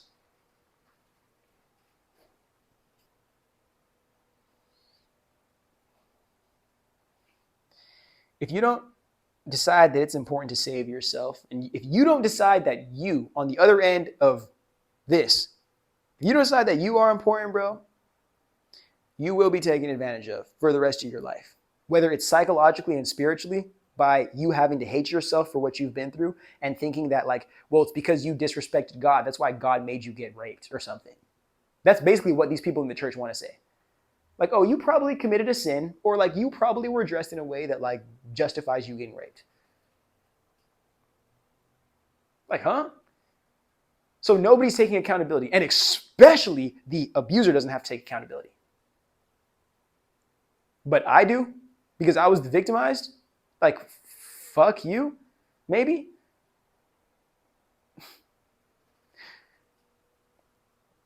You're going to continue to wait. You're going to continue to wait. Wait for that person to come save you who doesn't exist, because I'd rather,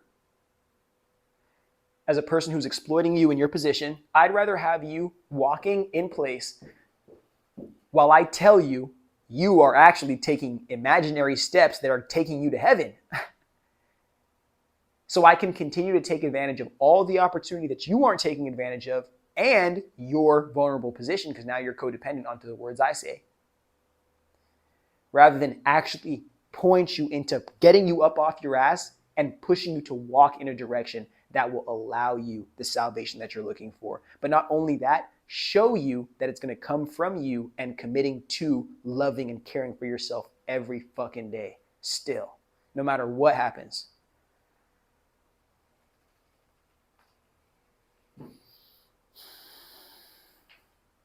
I think today was a great episode. I think I'll finish today because I think I might have some extra time in here. I'll give you guys some bullshit about me. If you guys are interested. You guys don't seem like the interested type. You guys seem like the type to fuck on the first night. No, I'm playing. But I love making these videos because with enough care and clarity, we don't have to fear our humanity. We don't have to fear nature. We don't have to fear especially our human nature. Should have just said that first time. We should be curious as it means to growing in understanding, growing in more deeper alignment with our truth and with ourselves, especially because we were born into an earth that we still have to rediscover every single generation. It's not like every experience and memory that your parent had just somehow automatically gets transferred into you, and then you can just start on square 500 instead of square one.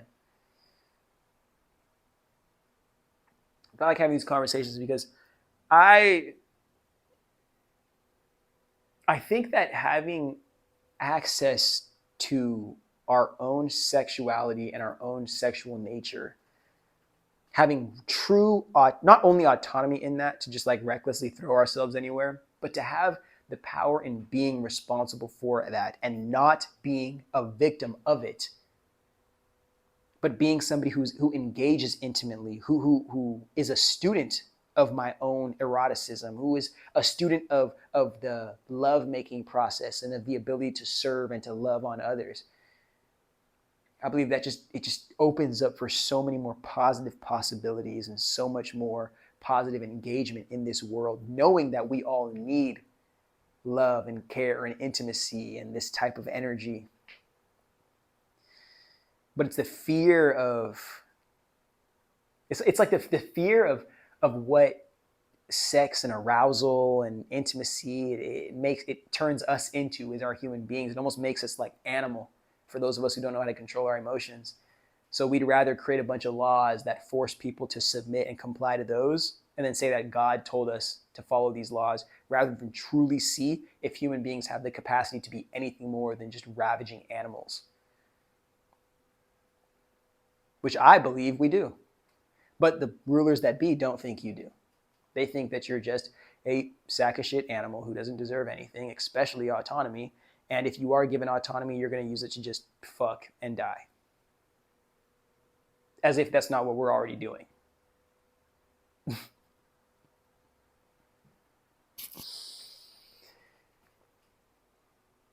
This was a great episode. I'm starting to think this was a pretty sweet episode. And I got my freaking thing charged. And well, all right, guys. If you stayed till the end of the video, thank you. I really do fuck with you. And if you didn't, fuck you, because you can't see it. But I'm just like, I'm really getting in my bag now. Like, I'm really getting in my bag now. I love myself so much. Just like damn, I want to create as much as I can. Somebody made a great TikTok on this. I be on TikTok a lot, my bad. But somebody made a great TikTok saying, what if life is meant to be lived in a very like passionate, erotic, expressive way? And we aren't supposed to be tied down by a job or a mortgage or a relationship, but we're just supposed to be so deeply in love with ourselves that we're just appreciative of the consequences of that authentic expression, rather than trying to fit ourselves into some type of cookie cutter method or some type of like preconceived behavioral pattern to get or to expect things that we want on the other end. Like, what if the confusion, what if the fear, what if the paranoia, what if the anxiety, what if all of that was just stimulating different aspects and areas of the body? And if you care enough for yourself, you can exist at some type of balance, but still be able to appreciate that spectrum of emotions that plague our human mind.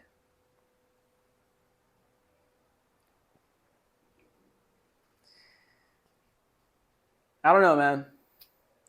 Let me know what you're thinking. And if you want to have sex with me, let me know what you're thinking. And if you want to have sex with me, hit my Instagram. Because I want to have sex with you. I'm kidding. I want to conclude this video by just saying thank you so much for being here. Thank you for watching these videos.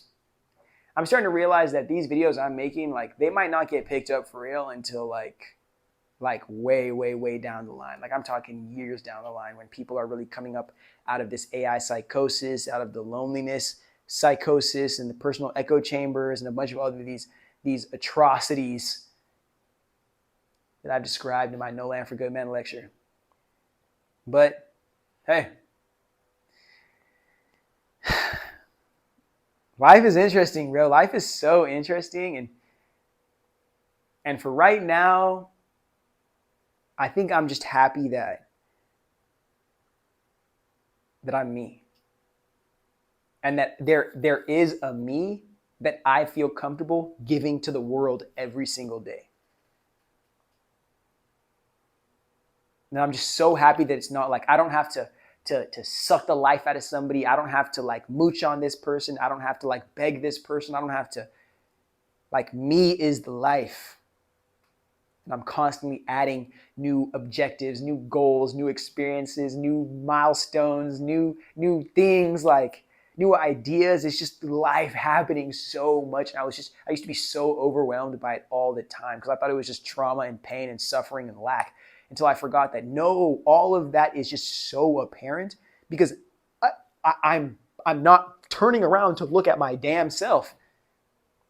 And that is what's screaming at me. But I keep on turning around and putting my hand on the face of my own self and my own trauma, my own reality, that it's screaming at me and it's just getting so loud and I can't stop it. But it's screaming at me. It's saying, Destiny, face me. Face me. I want love too. Like, you in the now want love, want this, want money, want riches, want travel, want sex, want all these things. But what about me? The version of you that went through that pain, the version of you that had nobody, the version of you that didn't have shit and had to suffer. When am I going to get that love? And when is it going to come from you, me, speaking in this scenario? And getting to that conclusion reminded me, like, God damn, bro, like, it almost doesn't matter how other people view me. It doesn't matter what pace the world wants to go on and what they want to abandon me at. I have to get on the pace of loving myself and appreciating this process every single day. Finding other people that can then allow me that type of clarity and that type of peace to appreciate my process and to grow on my journey. And the more I run away from myself, the worse my reality gets. But the more I just surrender to who I am and I allow myself to build on the other end of that. May I have your attention, please? The library will be closing in 30 minutes. The library will be closing in 30 minutes. Thank you. The more fruitful my reality gets. The more opportunities come. It's like when I'm afraid of pursuing one opportunity, I'm enslaved to this current reality where things don't change. But when I pursue that one opportunity, even if I'm afraid, another one comes on the other end. And then maybe 3 more on the other end. And then now, instead of being enslaved to not making a decision, I now get freedom in the decisions that I am making, but it's all on the other end of taking responsibility for the first one. Like, life could be so, maybe not fun all the time, but life could be so engaging. And if you're somebody who, especially somebody who's like addicted to drugs and you're just like constantly waiting for something to stimulate you as much as that situationship that broke you down. Yeah, I know it. Get into not lifestyle development or self-improvement for the sake of being validated online. Get into it for the sake of being able to love who you are and what this life is constantly turning you into. And I'm telling you, it'll turn into a video game, a movie, a book, a novel, something. But your life will turn into the premier experience. And that's what I want for all of my people, especially people who've gone through that fucking bullshit, bro. And think that they're nothing more than just a whore, nothing more than just like a rag doll. Fuck that shit. Love you. And then keep getting up and find a way to love life.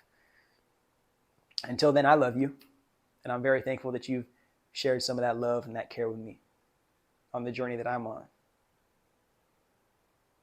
Thank you for being here. It's been a great class session. If you like the shirt, Cosmic Nomads Rebel Souls, if you think I'm smart, check the podcast out on Patreon. If you want to donate money, GoFundMe's looking hot. Maybe I'll write a book. And if you think I'm cute, you want to maybe, I don't know, have sex, Instagram. Other than that, I'll catch you later.